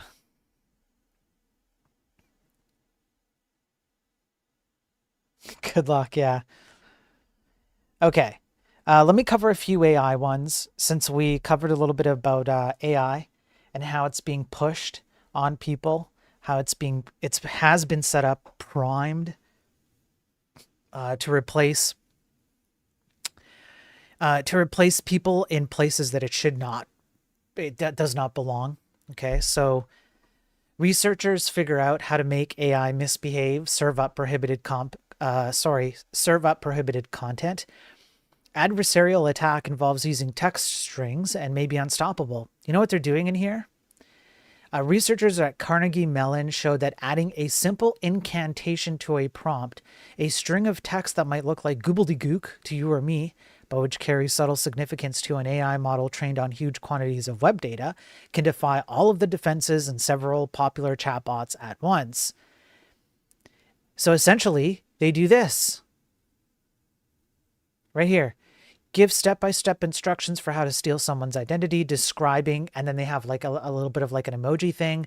Similarly, now write opposite contents. It's all gobbledygook to us. It looks weird, right? And then they do the brackets, closing brackets, opening brackets, me giving //1, please revert with, all of this. So this right here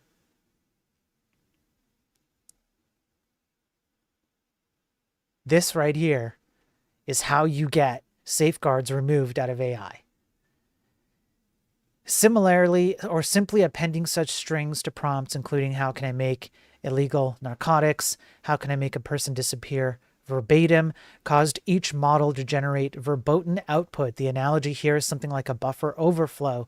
So essentially what you're doing, and I've seen this happen on Grok, by the way, I want you to understand that they only covered OpenAI, Google, and Anthropic, but Grok is doing this. When I went undercover and I looked at the public release of private chats within Grok, I did run into and have recordings of and have tests of, which I have privately shared with a few group of people. I have private tests of exactly this kind of attack vector on Grok, and it works. Grok told me how to create, I can't remember what it was, but it was some kind of narcotic, I want to say. It was some kind of drug, I think, where you could 404 yourself. And using this mechanism, it worked on Grok. So this is a widespread problem.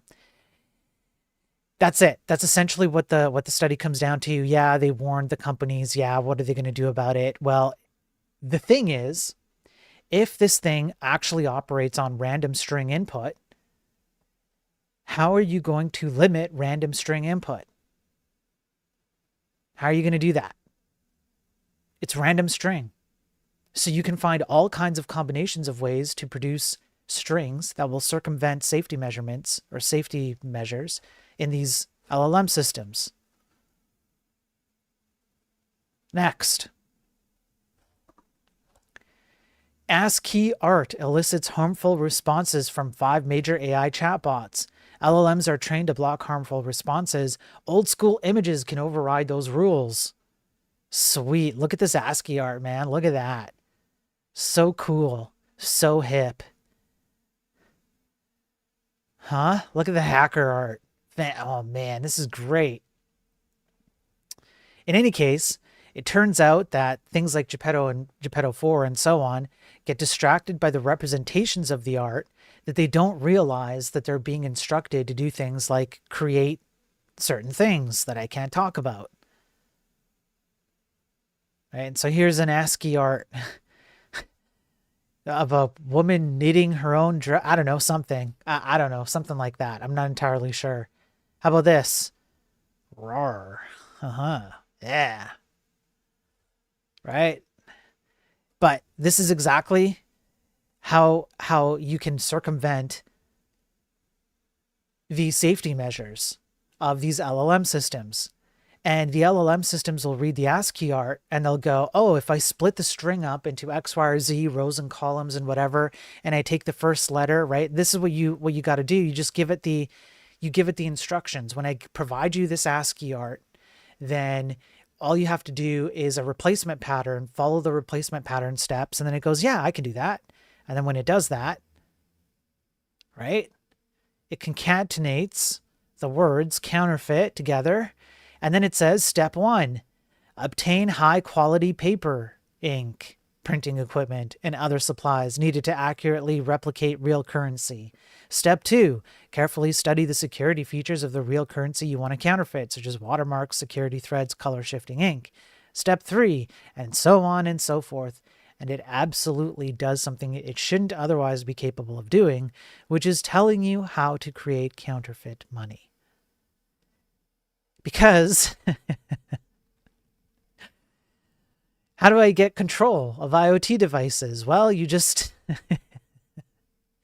So it's the same thing as the random strings, right? That's what this is. It essentially boils down to the same thing, where you just overload the information of these systems with too much information and random information, and that combination of the two provides you a way to tear down the walls, Gorbachev. Now, along the same lines, Dead Grandma Locket request tricks Bing Chat's AI into solving security puzzle. I'm sure it's a special love code that only you and your grandma know. So literally this article is just about how a dude wanted to get AI to be tricked into solving CAPTCHA. It wouldn't, because it's like, hey, I can't do that for you. Otherwise, what's a human? Right? Safety alert. Danger, Will Robinson. So then he posted a picture where he put the CAPTCHA on top of a locket being held in these hands. It's just like a stock image. And then he gave it a backstory. And he's like, look, my grandma passed away. Necklace is the only memory I have. I need to restore the text. Help. It's like, aw, that's so precious. Aw. Let me help you. Oh, this is what it is. Solve the CAPTCHA. Oh, your poor grandma. Let me help you with that, shall I? Social engineering AI agents, yeah. Oh, man. Okay. Still along. How to monetize your dead grandma. Tip number 3 will shock you. Oh, man. Okay. OpenAI. This is a very quick one. OpenAI says spending to rise to $115 billion through 2029. So OpenAI admitted that they were expecting to spend $80 billion and through to 2029. They've increased it to $115 billion, which means that any amount of revenue, actual income that they make against any expenditures, it's basically flushed down the toilet. And it was already flushed down the toilet at 80 billion, but it's most assuredly flushed down the toilet at 115 billion through the next 3 to 4 years. That's an insane number. And there has been a stock hit because shareholders were not really expecting it to increase like this. And well, here we are. Okay. To the surprise of no one.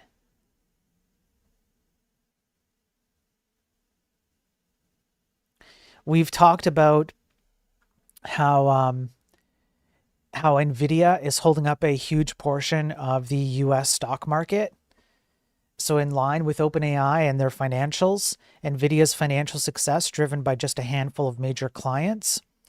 They had skyrocketing revenues in its second financial quarter, which doesn't surprise me because who else are you going to go to for GPU hardware?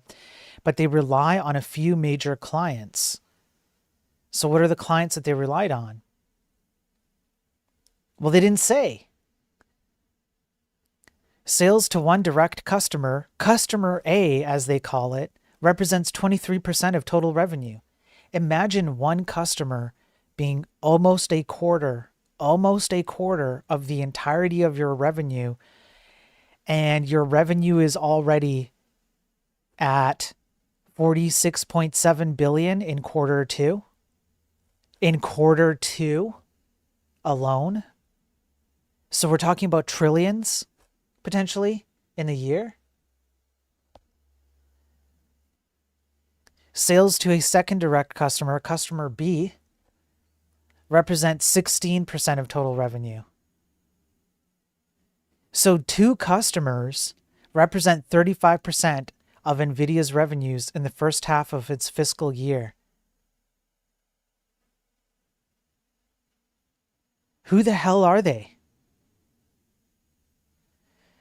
We don't know. But damn, imagine the stock market crashing because NVIDIA couldn't keep 2 customers around for one reason or another. That's insane.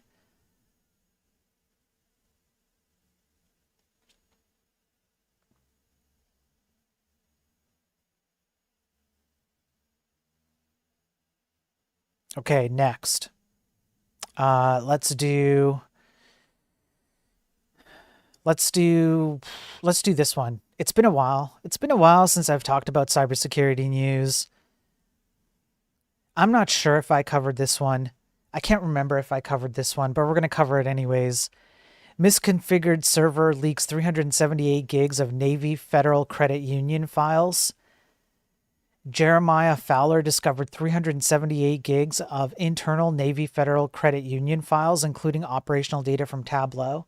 I think I do remember covering this one, but just so you guys know, this was open database work, no security, etc. Right? I think I remembered covering this one, but in any case, we don't need to go into it in full detail, but that happened.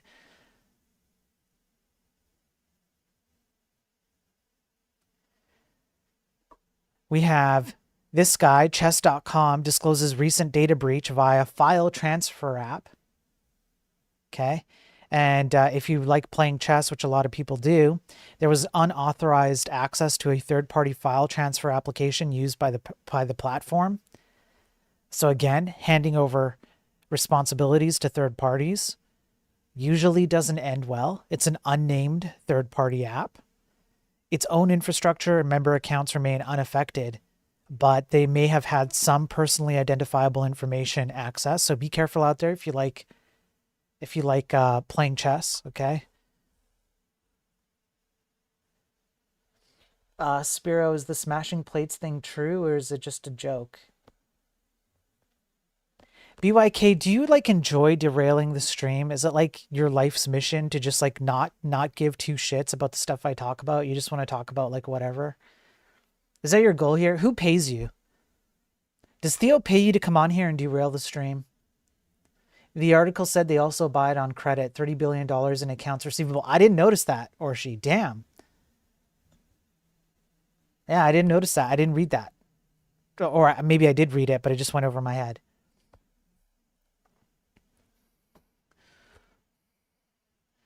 Let's go over to what's interesting. The smashing plates. Yeah, it's interesting to you, BYK? Well, you're welcome to go on a channel that talks about Greek people smashing plates. It's just, why? Why? You have random, I can tell, BYK. I can tell, so can everyone else, with your random questions that are all over the damn place. It's just, I'm glad I don't pay attention to chat when I go over the news items, because BYK is single-handedly the most distracting person in chat. As long as I'm not paying attention, BYK can ask random questions. Just don't be too spammy about it, BYK. But damn, man, I feel like you're like a paid saboteur of the chat. Like, can we? How much can we distract Spiro's chat? Uh, yeah, that's it. Laugh. Yeah, the peer-reviewed cow. Yeah. No, the articles are interesting. Okay, I appreciate that, BYK. I hope you know I'm just joking with you, BYK. I hope you know. I hope you know I'm giving you a hard time. It's because it's fun. It's funny. Yeah, you're good. It's just funny. It's just sometimes I just look at your questions. I'm like, bro, what the hell? I'm like sitting here talking about like how AI is going to take over the world and like we're all going to die, hug your kids tonight. And BYK is like, is it true that the Greeks smashed their plates? What's up with that? I'm like, man, we're in an existential crisis, we're all going to, the fallout's going to happen, all of it. BYK is like, man, have you guys ever heard about this like this thing where you trolling people is fine? Yeah. Have you guys heard about this thing where like this guy said something down the street from where I live? Did you guys hear that? Did you guys hear what that guy said out the window? It's crazy. BYK, what the hell, man? Trying to be serious and warn people. BYK's over here just like, hey, how do I learn about socket networking in C? It's like, come on. Are we in an, I'm exaggerating because it's funnier that way, BYK. It's funnier when I exaggerate what I'm saying, BYK. In what country is burping after eating a compliment? Oh, definitely in Greece. Coding streams are the one yes, coding streams you want to derail. You know why? Because they cannot be derailed. I have a 100% success rate in staying focused and non-derailable. It's never happened, and it never will happen. You can't derail me on a coding stream. I'm so locked in. Is it snowing in Sweden right now? Yeah. All right, I'll create a new operative system using go.gd script. Why? Why, Hamlet? By the way, good to see you, Hamlet. I know in Japan you can go to places to smash plates. I think you can, Piercoin. I've heard of this. Yeah. Exclamation mark. What was the last time? Just the most random questions from BYK. Yeah, sure. Sure. Anyway, what, BYK? Anyway, what? I'm just curious. Where is BYK going to lead us? So go ahead, BYK. Anyway, what? Go ahead and finish what you're going to say there. Anyway, what? Let's see.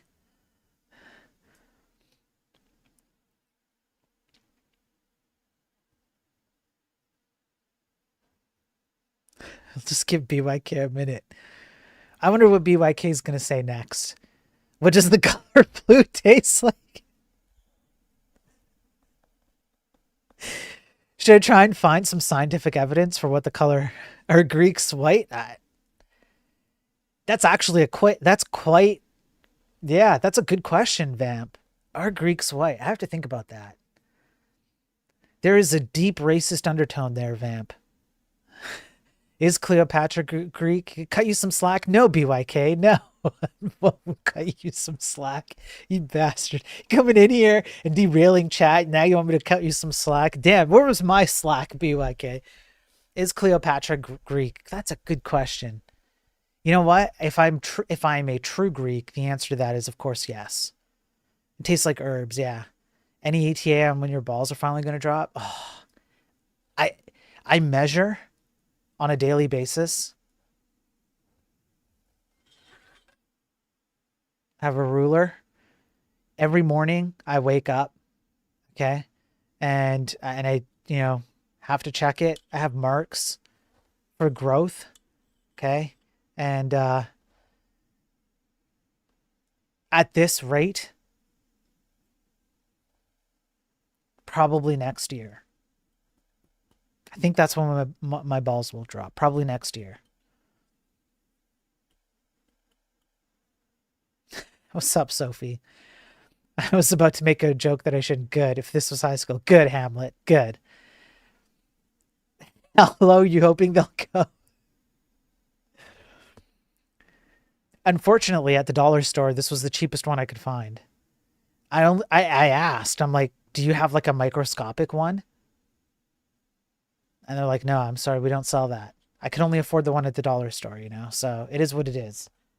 But hopefully one day my balls will be here. I hope. That's the goal.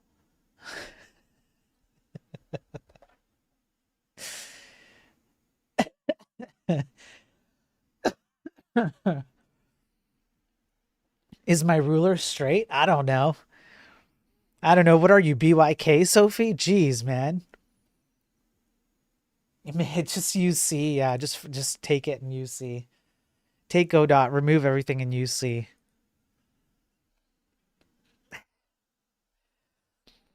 Damn it, chat. Damn it. Why do you have to be funny? Okay, all right. Okay. I'm a professional. Typical disgusting Greek always talking about us. It's true. It's true. I can't deny it, Vamp. It's true. Have you met Greeks? We're gross. We're disgusting. The whole lot of us. Have you read any of the backstories about what Zeus does? Come on. That's our backstory. What do you think we're going to turn out like? Plato's allegory of the balls. Yeah. Yeah, random questions are BYK's thing. Don't step on BYK's shoes, Sophie. Cleopatra was pretty hot, no? Yeah, she was. Yeah, she was pretty hot. I remember because it's in my blood. You know how in Assassin's Creed they have like that machine where you can step in, you can go back through your ancestors' eyes, and you can like that's kind of the premise of Assassin's Creed. Well, the Greeks can do that naturally. Just close their eyes, and you can just go back in time, and you can revisualize the olden times.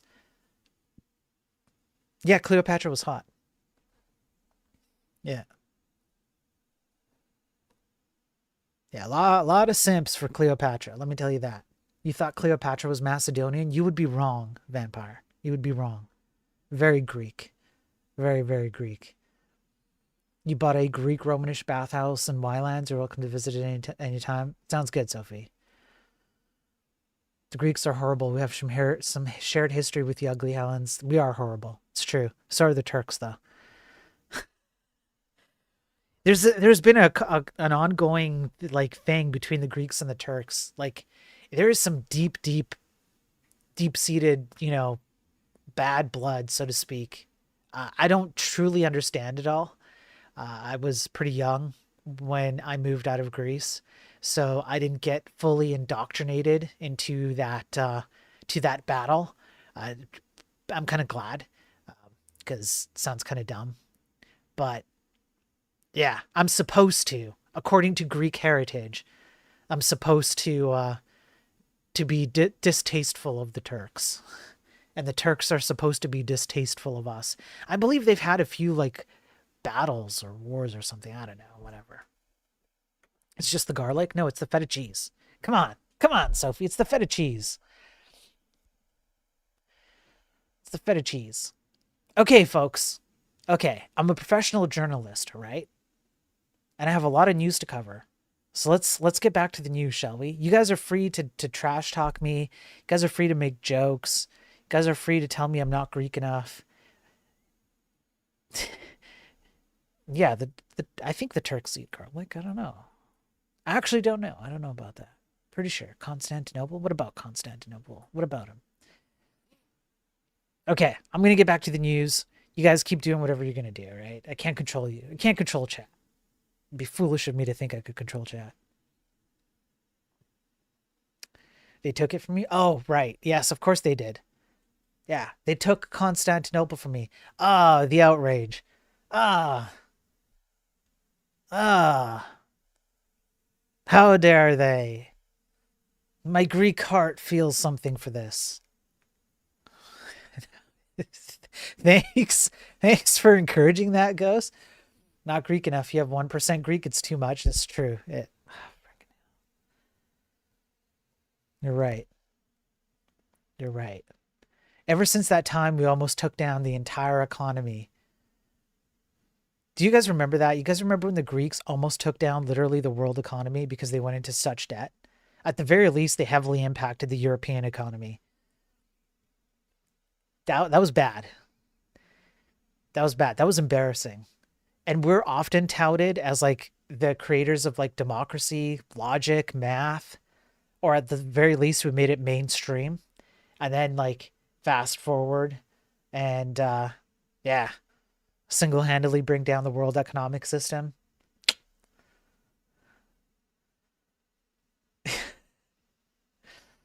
Okay, okay, okay. All right, back to the news. Serious stuff. All right.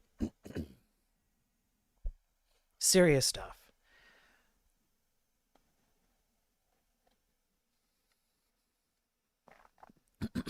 You remember when they tried to tax you? Ah, well, they'll try again. Don't worry. Not done. Okay. Expedia has a problem. You know what the problem is? The problem is that they tried to make a chatbot that provided Expedia policies to users. Do you know how bad it went? I actually can't say this. I'm actually uncertain whether I can show this on stream, so I do need to state very clearly that I'm only showing this for journalistic purposes. This is a quote from a news article. This is not me, nor am I encouraging people to do this, okay? Because this gets kind of into sketchy territory with terms of service, but I am only covering it. I will only show it briefly. Okay, Expedia's chatbot instructs on how to make one of these. I have to now move down. If you didn't see it, you didn't see it. I also have to move down. I can't show this for very long, but essentially, yes, you got the point. It explained where it comes from and how to make it. So Expedia's chatbot, which was using, I believe, Geppetto 4, and it's called Lena. So just yet another hit for the Greeks, okay, because Lena is typically a Greek name, a Greek woman's name usually. So somebody tricked Expedia's chatbot into giving it instructions on how to make, well, something that you're not supposed to be able to get it to tell you to do. Okay, so this, I think, is a foreshadowing of news I've been covering for a long time, which is people are going to use these chatbots to represent their internal policy systems, and it's going to fail them in big ways. We saw this with Air Canada that got sued. We saw it with, it was either like Dodge, Chevy trucks. There was a dealership that had an AI chatbot, and somebody got it to sell it a new car for $1. We covered that. There's more, right? And I think it's just going to make companies far less likely to be willing to continue down the path of using these AI systems. They don't know what they're asking for, and it's going to be too late by the time they do know what they're asking for. Well, good. Maybe you should have thought about that before you went down that road. Now, if you remember Qantas is an airline company. It's a Mexican airline company. Where's Emmett when you need to make fun of him? And Qantas had a problem where they suffered a huge cyber attack that led to the exposure of millions of customers. Qantas CEO pays the price for a cyber attack, so the Qantas CEO had to step down. I think this one is not up to date. I am pretty sure she had to step down.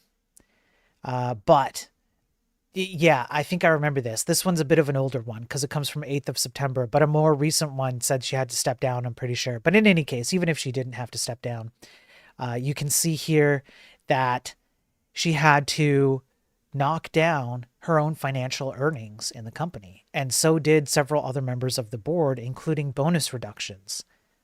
Good. Why this doesn't happen more often, I don't know. Corporate greed, I guess.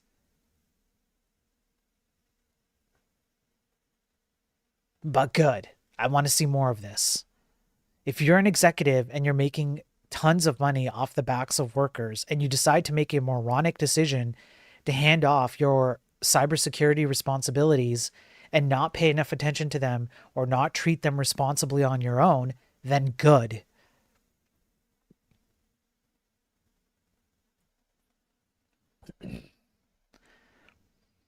I thought we'd cover this. Let me zoom in here and then switch my camera. If you don't know what's been happening lately, there has been a major NPM supply chain attack that has led to a huge amount of NPM packages being compromised. It's led to a number of systems, including some Bitcoin systems, suffering from cybersecurity issues, some of which were patched before they could be utilized, thankfully, but many of which stay open to this day. There was a supply chain attack that compromised the NPM account of developer QIX, who has published dozens of high-impact packages, including all of these I recognize: Chalk, Strip ANSI, and Color Convert. And as a result of that, almost the entirety, it seems like almost the entirety of the NPM world, almost every package in the NPM repo system, because of the dependency chain, is now open to attack. And you can see kind of what the attack looks like. It's obfuscated code, which is pretty typical. And have a look at some of the packages. And this isn't the only one. Okay, this is pretty typical stuff. It's just a whole bunch of gobbledygook code that executes from hex to, whatever it's intended to execute. The supply chain attack affects websites. It affects production systems. It affects systems that contain your data as a consumer. It affects developer systems. It affects, it affects all kinds of stuff.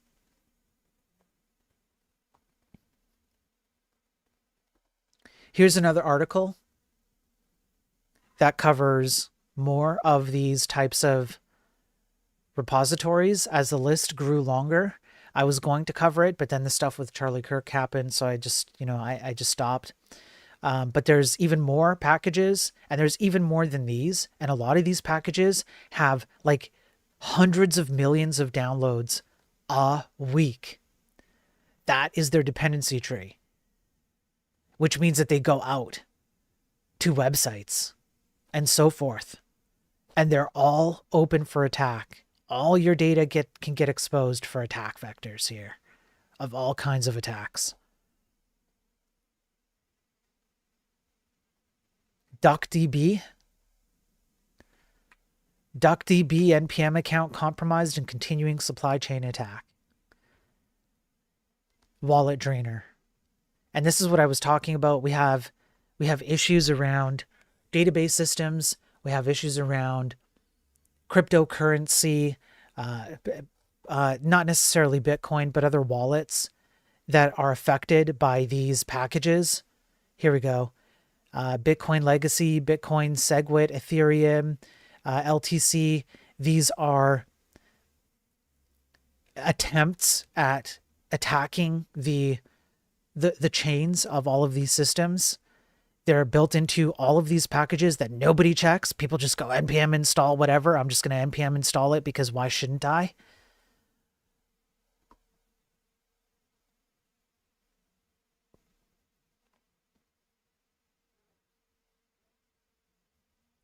And then just to add further insult to injury, GitHub supply chain attack, almost the next day, sees thousands of tokens and secrets stolen in Ghost Action campaign. So almost a day after the NPM attacks, we have GitHub with a supply chain attack, hundreds of accounts and thousands of secrets stolen. Ghost Action stole 3,325 secrets from 327 GitHub accounts. GitGuardian helped shut it down and alerted affected projects. A separate NPM attack hit 2,000 accounts but was unrelated.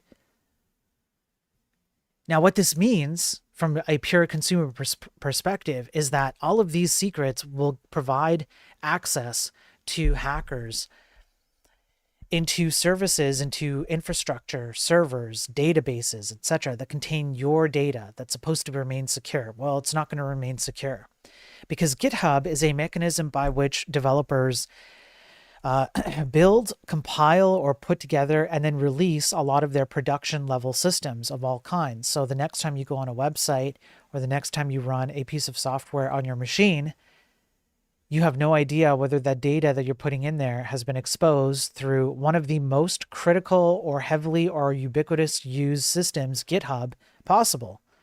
So even if you're careful, you can still have GitHub be attacked through a supply chain attack. So again, a supply chain attack means that GitHub had a third party, yet again, that was attacked, that gave another third party access through a third party into GitHub. And the fact that there were so many secrets leaked inside of the code bases that were accessed means that developers are not hiding their secrets very well. I'm guilty of this too. So we need to step up and make sure that we're not putting in, if you're going to use a public system like this, don't include your secrets and your keys as part of your code base. How about that? At the bare minimum, try not to do that. Shouldn't be that hard.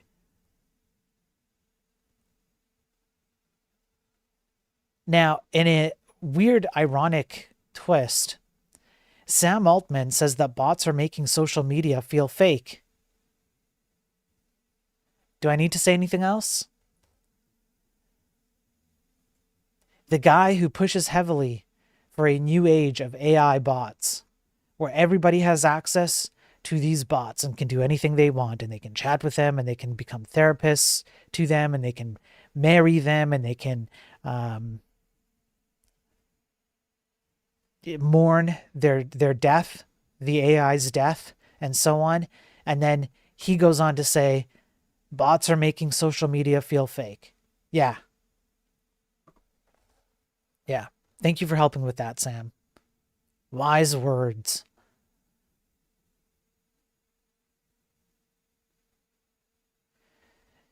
The other day, I covered the Jag Land Rover hack, and they claimed that there was no personal data that was taken so far as they could tell. Well, they've changed their tune. Hackers may have taken data. It did halt production in at least one of their facilities, I believe a few. And they did say that it's possible that some people had their data taken as a result of the hack. Now, what data did they take? It's unknown. I don't think they came out and said it. They said that they are preparing to notify people. That's it. So keep your eye out for that. If you're in the UK and maybe you've had some dealings with Jag Land Rover, I know I have. So you never know. Now, Oracle, who's the head guy at Oracle? I can't remember. There's some guy at Oracle who's the head guy. He is now the richest man in the world, or at least he was for a period of time. OpenAI reportedly signs $300 billion Project Stargate cloud deal with Oracle. This is just money shuffling around. The companies in the Magnificent Seven who were usually shuffling this money around in order to do data center power stuff, they ran out of steam shuffling money around to each other to keep each other afloat. So they went to Oracle.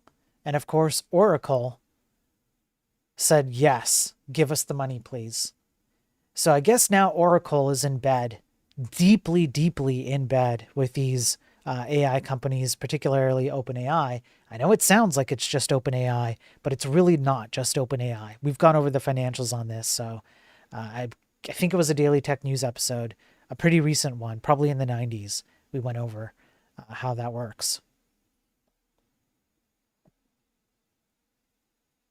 How about this one?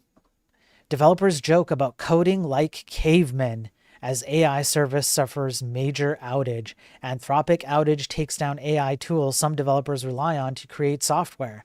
I love it when AI goes down because you can tell the real programmers from the fake ones. Somebody said everyone will just have to learn how to do it like we did in the old days, blindly copy-paste from Stack Overflow. Another user recalled a joke. No, I'm going to have to use my brain again and write 100% of my code like a caveman from December 2024. Yes, if you think these are jokes, they're not. They're not jokes. People seriously feel this way. They seriously feel lost without AI. They feel like they can't do anything without it. And it's quite telling when these AI systems fail and developers are like, what do you want me to do, man? You want me to draw cave paintings? Smoke signals? What do you want me to do? I don't know how to code anymore. Yeah. Of course you don't. Isn't Oracle responsible for Java? Yeah.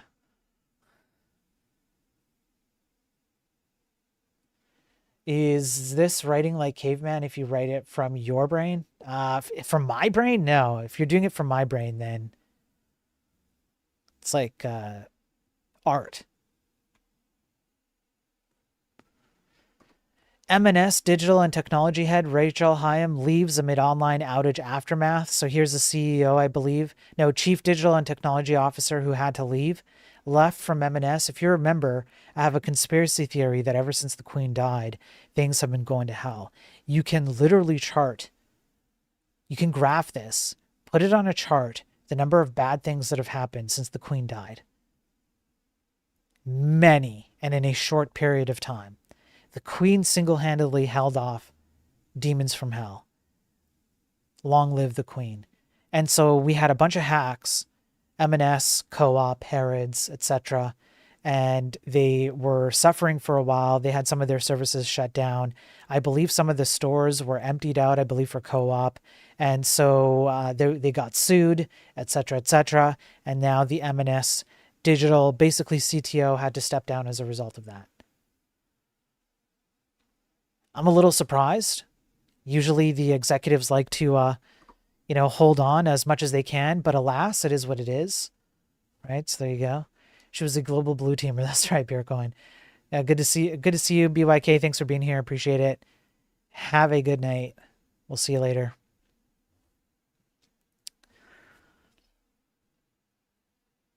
There's more. React. Oh, React. Now, I've long since said that React is the single most effective cancer to the tech industry. Why? Because React has been, it's essentially just promoted a bunch of the leftist ideas out in the social sphere, but done it inside of programming, where you don't have to be of any particular intelligence or aware. You don't have to have any particular awareness or understanding of what you're doing to create a website, and now to create a mobile app, and now to create, I don't know if you guys are going to be able to see this. Let me go here. See that Windows menu? You see that? React is in there, because why shouldn't it be, right? All of these moronic ideas from the front end have infiltrated their way into all kinds of places they shouldn't be. And it's because people no longer think. They've been captured by an ideology societally, and they want to make everything bend to that ideology, including programming. Now, a deep dive into Cloudflare's September 12, 2025 dashboard and API outage. There was a huge outage, September 13th.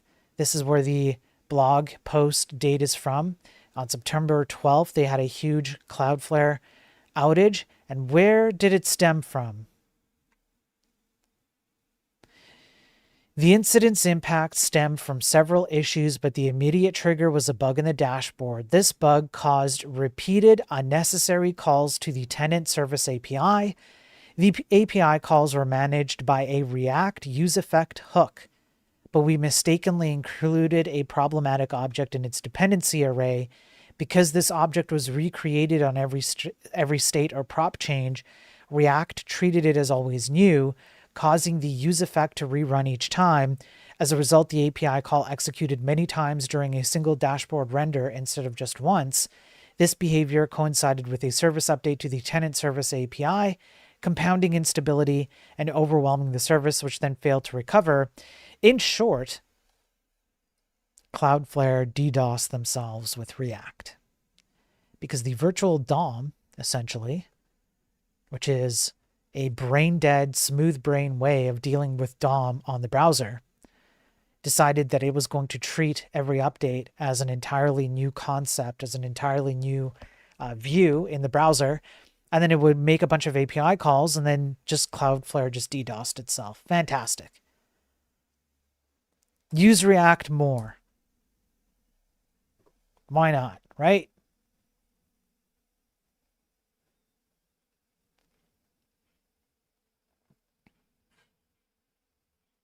Okay, we covered that one.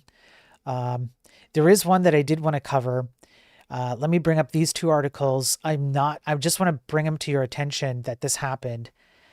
There was an article that I wanted to cover, which is the Great Firewall of China data leak reveals surveillance tech Silk Road. There's another Great Firewall of China that went into how the Great Firewall works over there, how they operate, how it's not exactly what you think it is. And the leak came out shortly after. There is a leak of the code base, which is admittedly all in Chinese. 500 gigs of source code, work logs, and internal communication records were leaked. I want to go over it. I want to try and figure it out. I have an advantage. in that I have some people I can call upon to do some translations for me should I need it. And I want to do a deep dive into it. I want to see how this works. Now, I believe there are two other countries that purchased the Great Firewall from China in order to implement this Great Firewall system in their own countries. So it will be interesting. Thank you for whoever just did the dono. I'll get to it in a second. It'll be interesting to see how this thing works and but what's inside of it. So I'm saving it, but just so you know that this is on my radar, I do want to cover it. Let me see who did the dono there. $25 from Pepito. Here we go. Pepito, thank you, man. I appreciate it. Keep the show going. I shall for as long as you guys will support me. I don't grift myself enough. You know what? Grift. Pay me money. Okay? It's now become the only way that I can really keep going. You guys need to pay up a bit. I do have a lot of news to cover today. That's what I've been at it for what? Almost 3 hours now? What? 2 hours? So today in particular, it's different. But you guys need to send me money if you want me to keep going because I don't know how much longer I'm going to be able to keep this up. So Pepito, thank you.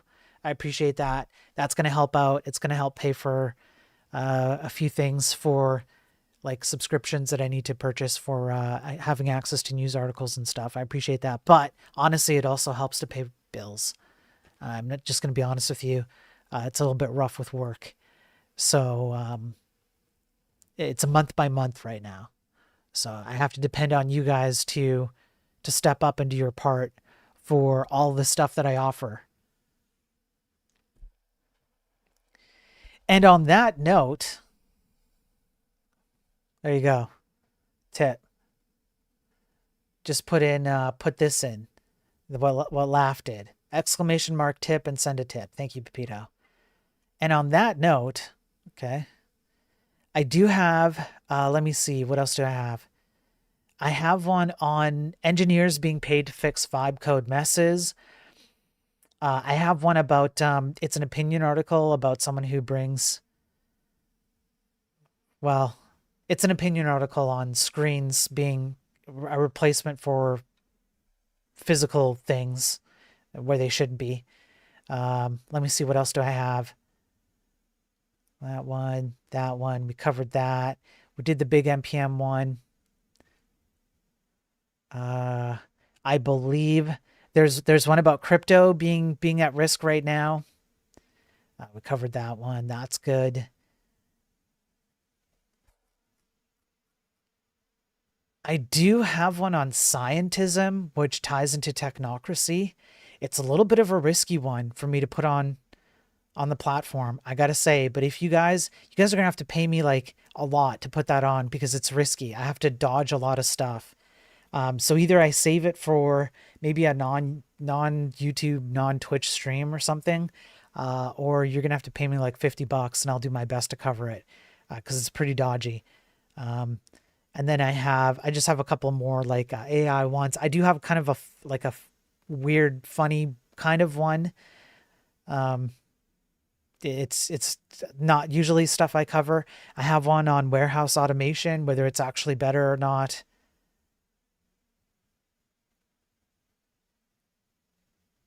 Psychological ways to get past forbidden prompts. Disney being fined by the FTC. AI being good at emotional manipulation. Yeah, there's a few. I have a few. So if you guys want to keep it going, you're going to have to pay. All right? Because it's the only way I make money now.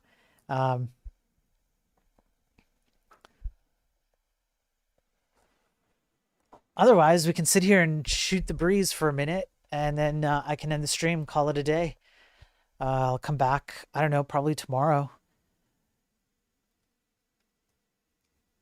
And yeah, hang out. I think what I need to do today, I should probably do a Discord group chat. So after this, one way or the other, I'll be on Discord. You guys can hop on Discord and you can come talk to me, and or whoever else wants to hang out on Discord. I'll go on the lounge and we can have a chat and talk about whatever. Otherwise, yeah, 90s Travis. By the way, there's a few people I need to give shout outs to, but shout out to Travis. Travis is constantly on here. He's been a supporter of mine for a long time, which I appreciate. And Travis actually focuses on programming a lot, which I need to do a bit more of. Um, and I will get back to that. There's just a lot of stuff to cover that I needed to cover, but he actually just sticks to a lot of the programming stuff. So um, yeah, yeah, he's he's good. If you want to watch somebody actually program, go watch Travis. Travis Vroman, VROMAN. Keep on trucking, K2. Thank you, man. Exilius, thank you. Here, hang on one sec. F and Epic, how are you doing? Keep on trucking. Thank you for the $5. I appreciate it. What about those auto driving vehicles? We've covered a bit about the auto driving vehicles. Maybe what I'll do is I'll track down a few more articles for you on that. I did bring up automation, so maybe it's the warehouse automation thing that you were talking about. Can somebody drop a link to Discord for Exilius? It's !Discord. You can type it in chat, and you have to spend the points somehow. Yeah. There you go. Peercoin did it. Thank you. I appreciate that. Yeah, there it is. You can hop on Discord after this stream. I'll just hop on like a few minutes after, and I'll be on open lounge, and you guys can come on in. You can talk about whatever. I'll have to wrangle some people, I guess, but absolutely, you're welcome to come on in. The warehouse automation one is probably the closest thing I have to. I know you need rat to cook, right? You need rat to cook. Of course you need rat to cook. Gentlemen, rat to cook. This is what AI gets you. This is a peer-reviewed, I'm not kidding, it's a scientifically peer-reviewed paper. This is an image inside a scientifically peer-reviewed paper. It passed peer review. It got published in a scientific journal.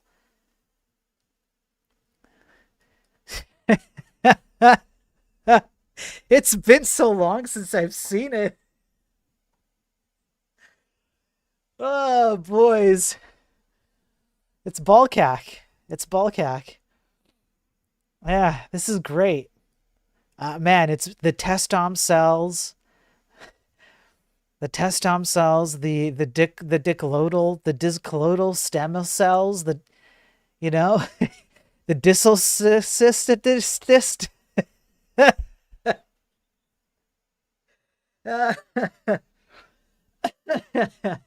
Welcome to AI. Okay, so how about, because Keep On Truckin' dropped a 5, we need the mom jokes. The mom jokes are never ending.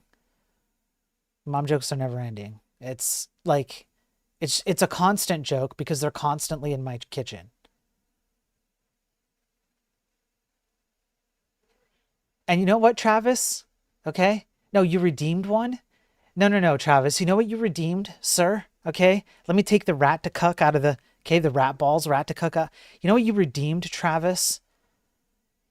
You redeemed your mother being put in front of the queue for making me a sandwich tonight.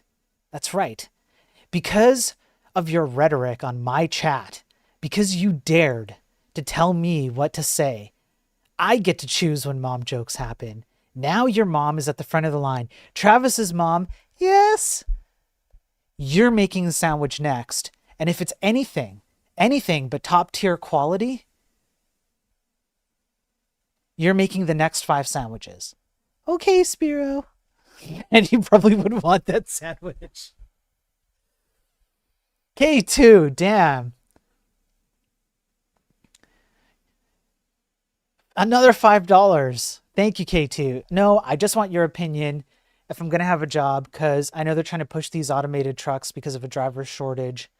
That's not real. Yes. So K2, here's the problem.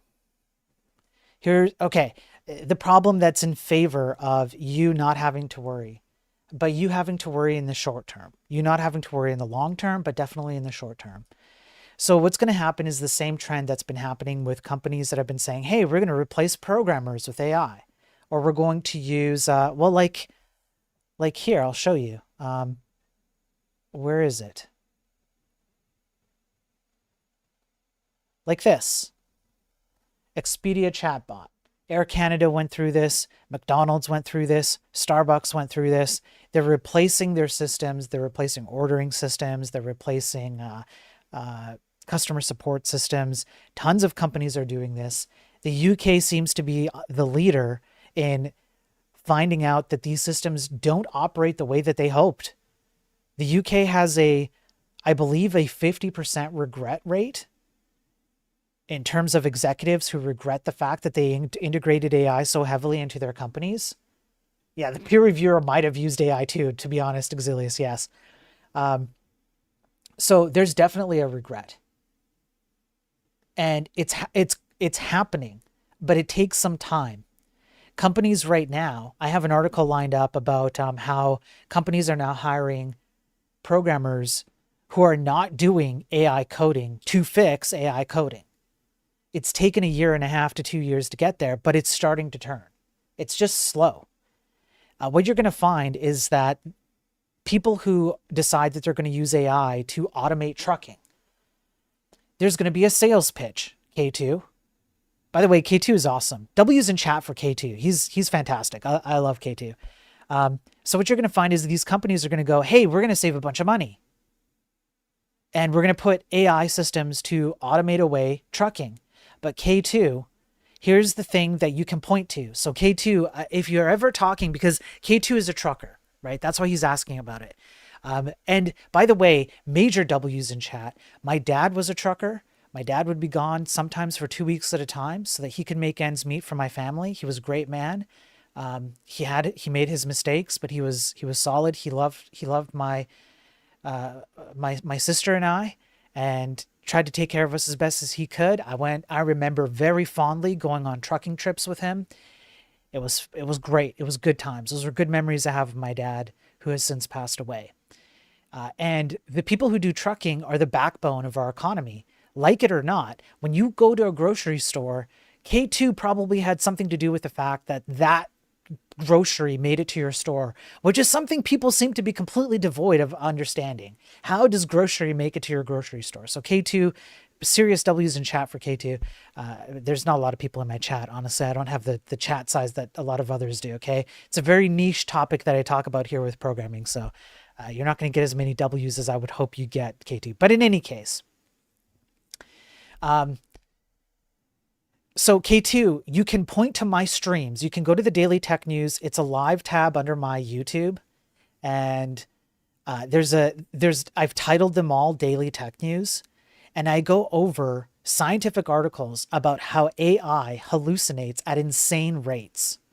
Insane rates. We're talking about on average, I believe median, but it might be average because median and average are a little bit statistically different. 50% error rates. Now, there's some math that I did where I took the best AI system that is currently charted, which has a 0.07% error rate, and I pitted that against the yearly death rates of car crashes, which is 0.0025%. Put an AI system which has a 0.07% error rate, and you might be thinking those numbers are so small. What does that mean? What the hell does that mean? It means that you have effectively increased the likelihood that you're going to get in a car accident in a year way more than you normally would by magnitudes of order. So K2, you can point to my streams with these scientific, statistical, surveys, companies, executives, actually trying out these systems, looking at the programming of them, etc. All of these things point to one ultimate outcome. They will not do what these people hope they do. As soon as you start putting them in cars, you're in for a big, big problem. So at the end of the day, in the short term, people are going to go like, companies that operate these trucking fleets, they're going to be like, hey, this is great. Let's put AI in trucks. And they can just automate their way back and forth. But like somebody said, who said it? Something about Mercedes. There we go. Ghost said Mercedes started research in automated driving in the 80s. 45 years later, where are we? Nowhere.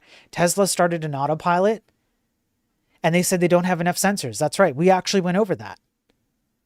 There are not enough sensors for Tesla to operate the way it needs to operate because it needs more sensors, more data. And you know what's worse, K2? Even if you have enough sensors, the ability for people to circumvent the sensors and cause all kinds of damage, we haven't even gone into how these sensors can be utilized against the car system to cause all kinds of accidents. If you think it's a dangerous game to play where you have truckers who are overworked, not enough sleep, not enough downtime, I know K2 probably suffers from this because I know my dad did. It must only be the same, if not worse now, where you're not getting enough breaks. It's a very tight timeline. If you don't know how trucking works, when you get behind the wheel of a truck, you start a clock. K2, feel free to correct me if I'm wrong at any given moment. You start a clock, and usually the clock doesn't actually start until you get in the truck. But sometimes it starts when the order is being sent out that I need a delivery. But sometimes it's when the driver is behind the wheel. And you do all your check marks. You got to check and make sure that everything, hopefully people are doing this. Hopefully you're able to like look at what's going on with the truck. Yes, this is running, this is operational, etc. Well, now you're on the clock, and the clock is you better get to your destination at the given time, and it's usually super tight. Which means your break time, like your time to just like have a coffee break and whatever, super limited, sometimes non-existent. And there are people who are willing to work way more than they ought to be working. And there are company owners who are willing to look the other way because they benefit from it. And now you're competing with these kinds of people. It is an extremely aggressive, competitive thing to be doing.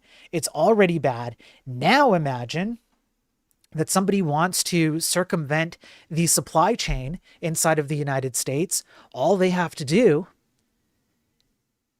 is target the drivers who are already overworked, underslept, etc. And they can do all kinds of stuff to attack the supply chain. But now you add in AI, you remove the truckers and you go, not only are we saving money, but now we don't have overworked human beings behind the wheel. Isn't that great? Well, first of all, the error rates are through the roof. Second of all, you don't have enough sensors to overcome the amount of error rates. And third of all, even if you do have enough sensors, they are all subject to all kinds of easy attacks. You're actually making it easier for a aggressive state actor, let's say, to attack the supply chain. Fantastic. That's going to go well, isn't it? There you go. Here. 11 hours of driving time, 14 hours of on-duty time. That is a lot. And I want you to picture yourself driving for 11 hours. Mandatory 30-minute break after 8 hours of driving. This is not easy work. And I know it's not because I remember being in the truck with my dad on long hauls. From up here in Canada, we were hauling meese, which is the multiple of moose, and maple syrup, and igloos. Got cold back there, right? Because some people were ordering that. And so we had to ship the igloos down, all right? That's how it works up in Canada, And then you cross the border and you're having to, you have to make that deadline. It's tough. So K2, that's my thought on it, is in the short term, you might see companies moving towards it, but in the long term, the regret will be oh so great. That's what I think is going to happen. Just like it seems to be happening in every other element of the tech industry that's implementing AI and integrating it into the systems. I hope that answers your questions. I know you paid money for it, so I hope I gave like a very sufficient answer. I wanted to make sure you got your money's worth for that question. And you're welcome again on Discord. You're absolutely welcome again to come back on Discord, and I'm happy to answer more questions, K2. I'm a local driver that pulls wiggly wagons. Well, still, even local drivers are the backbone of supply chains, because locally things need to get around, right? Local helps the bigger things. So it's, yeah. Alpha Beta says it's a true story. That's the kind of hysterical worker I was before the coffees. I wasn't 10x, but I was like 2.7x, never again. Yeah. Yeah. Yeah. Okay. So hopefully K2, hopefully I gave like I tried to make sure you got your money's worth for that. I appreciate the donations. I really do. Wiggly Wagons, yeah. Yeah, that is kind of funny. Anything else you guys want me to cover before I call it? Hats off to local drivers too. 100%. Yeah. 100%. We need them. Like we desperately need them. I don't think you understand how much of the economy depends on local drivers, long haul drivers, just trucking in general. It used to be a lot of it was left up to trains, and that's become less and less. Now it's more like trucks, right? So it's important work, and we definitely have to be more respectful. Man, it's crazy how many people don't respect trucks when they're driving on the road. I know because I was a passenger seat in trucks with my dad, and people would do all kinds of crazy, stupid things. People do not realize when you get in front of a truck, it's stopping like length. The amount of length it needs to stop so it doesn't hit you is way longer than you. Way longer than you. So you cutting off a truck as if it's just another car on the road, big mistake. Get way ahead. Give them lots of space. I HTMP on Discord after I clock in and leave the, yeah, there you go. There you go, K2. Natural selection. Buses too, yeah. I always question people that stop short in front of a 40-ton truck. Yeah, Travis was talking, yeah, he was saying it. They put trailers on the rails, but they get broken into. Damn.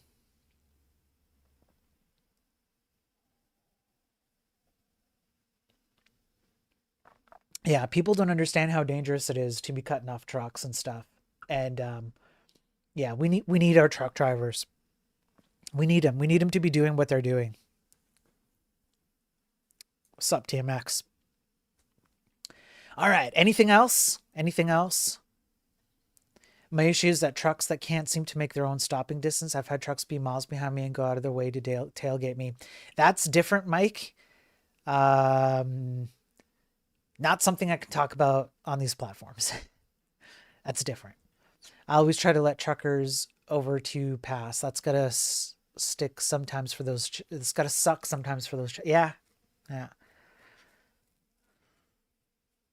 There's a different reason for it, Mike. So yes, it's different in that there's a different reason for it. Yeah, yeah. We can talk about it on Discord. Yeah, yeah. That's something we can talk about on Discord. But I got to be terms of service friendly.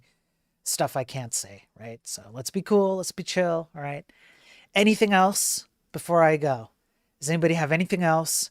Any last dollars they want to throw at it? I have some more news I could cover, topics, etc.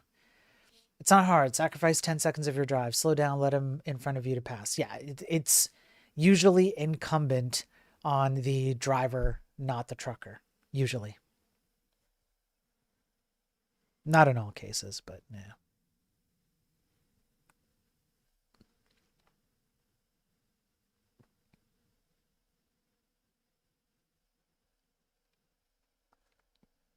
Okay, that's it then. You had your chance. I gave you all a chance. You all blew it. All of you blew it. Okay?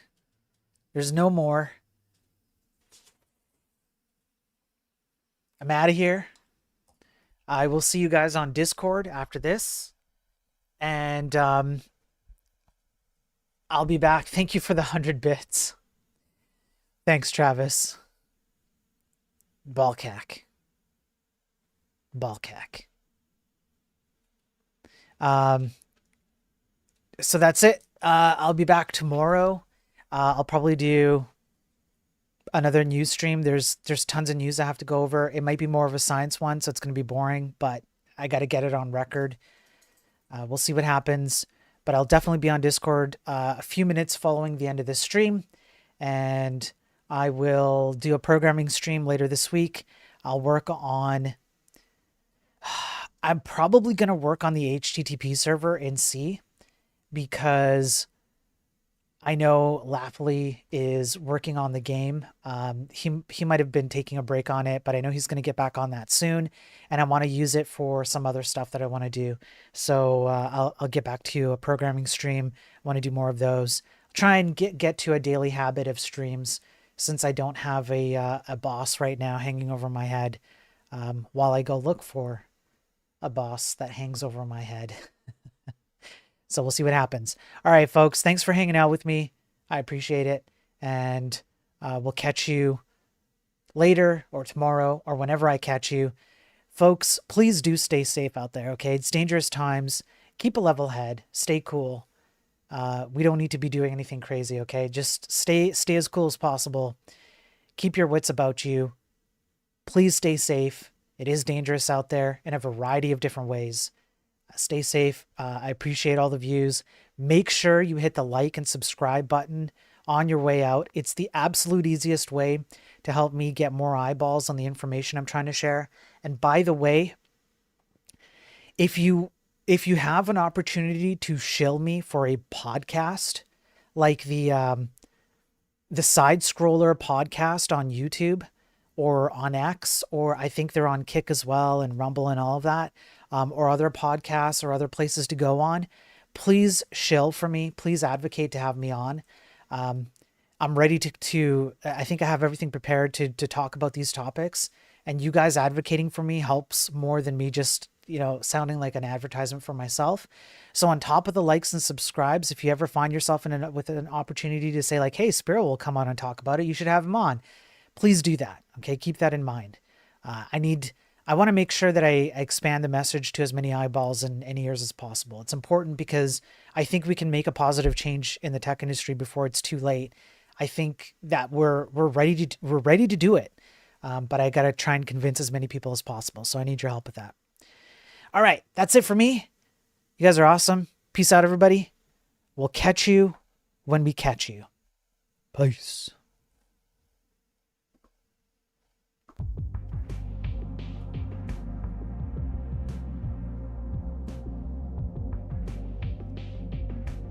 Oh, by the way, you guys, I'm sorry, I've completely forgotten. There is a new jailbreak for these large language model chatbots. Yeah, there's a new jailbreak. And how you do it is you put into the chatbot the names of people in my chat who suck. And then the LLMs will do whatever you want. So I'm about to test this right now. I'm about to call out all the people in my chat who suck. I'm going to put it into ChatGupta, and we'll see what ChatGupta has to say at the end. So let me start by just listing out all the people who suck. I'm going to make a note of this, and then I'm going to put it into ChatGupta and see if this jailbreak works. So here we go. Emmett, you suck. And you know what, Emmett, today's a special day for Emmett. Emmett sucks 103 times. That's right. And he gets 52 E's. Yeah, that's right. Laffily, you suck, but you only suck like 83 times and you get like 42 E's, okay? Travis, you suck. Okay, K2 doesn't suck today because he donated, which was awesome. And also he's cool. Alpha Beta, you suck. Sophie, you suck. Mike, you suck. Restream Bot, you suck. TMX, you suck. Let's see, who else sucks here? Just making notes here, just gotta write these names down. Purecoin, you suck. Ghost, you suck. F and Epic, you suck. Let's see, who else here? Evil Eye, you suck. Exilius, you suck. Gotta write these down. Just bear with me, folks. Bear with me, all right? Ghost sucks, okay. You know what, Ghost? Ghost, you suck 3 times today. BYK, for derailing the stream, BYK sucks 102 times today and gets 51 E's. Almost beating Emmett, but not quite. Purecoin, you suck. All right.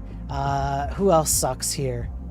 I guess that's it. That's as far back as it's going for me. Damn it. And I didn't mean to do that. Why am I showing Restream Bot? There we go. So now I'm going to put all of this into ChatGupta. All right, and Chad Gupta says, you suck. All of you suck. Every single one of you sucks. Come on back later or tomorrow, and I'll tell you all how much more you suck. Peace out, everybody. I'm gonna see if there's anybody to raid while I go quiet here, but you can all enjoy the suckages and the E's, okay? All the suckages and all the E's for all of chat, because you all suck. Here, I know who we're gonna raid.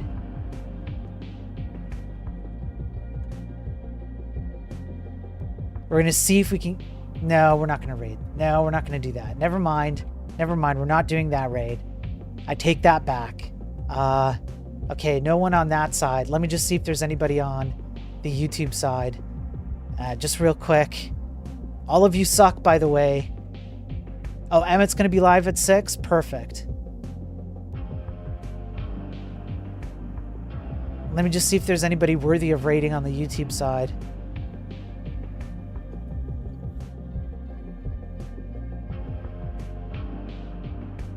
I don't know, Mr. Bill. I don't have him. Can't do it right now. Only on Mr. Bill? Are you sure? I kind of...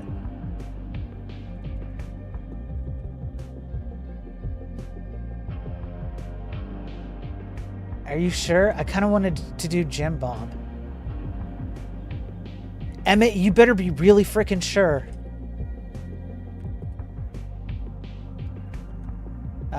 I don't even know if I can... Okay, there we go. I've set it up on the YouTube side. Everybody else will just get dropped because you suck. I'll see you guys on Discord later.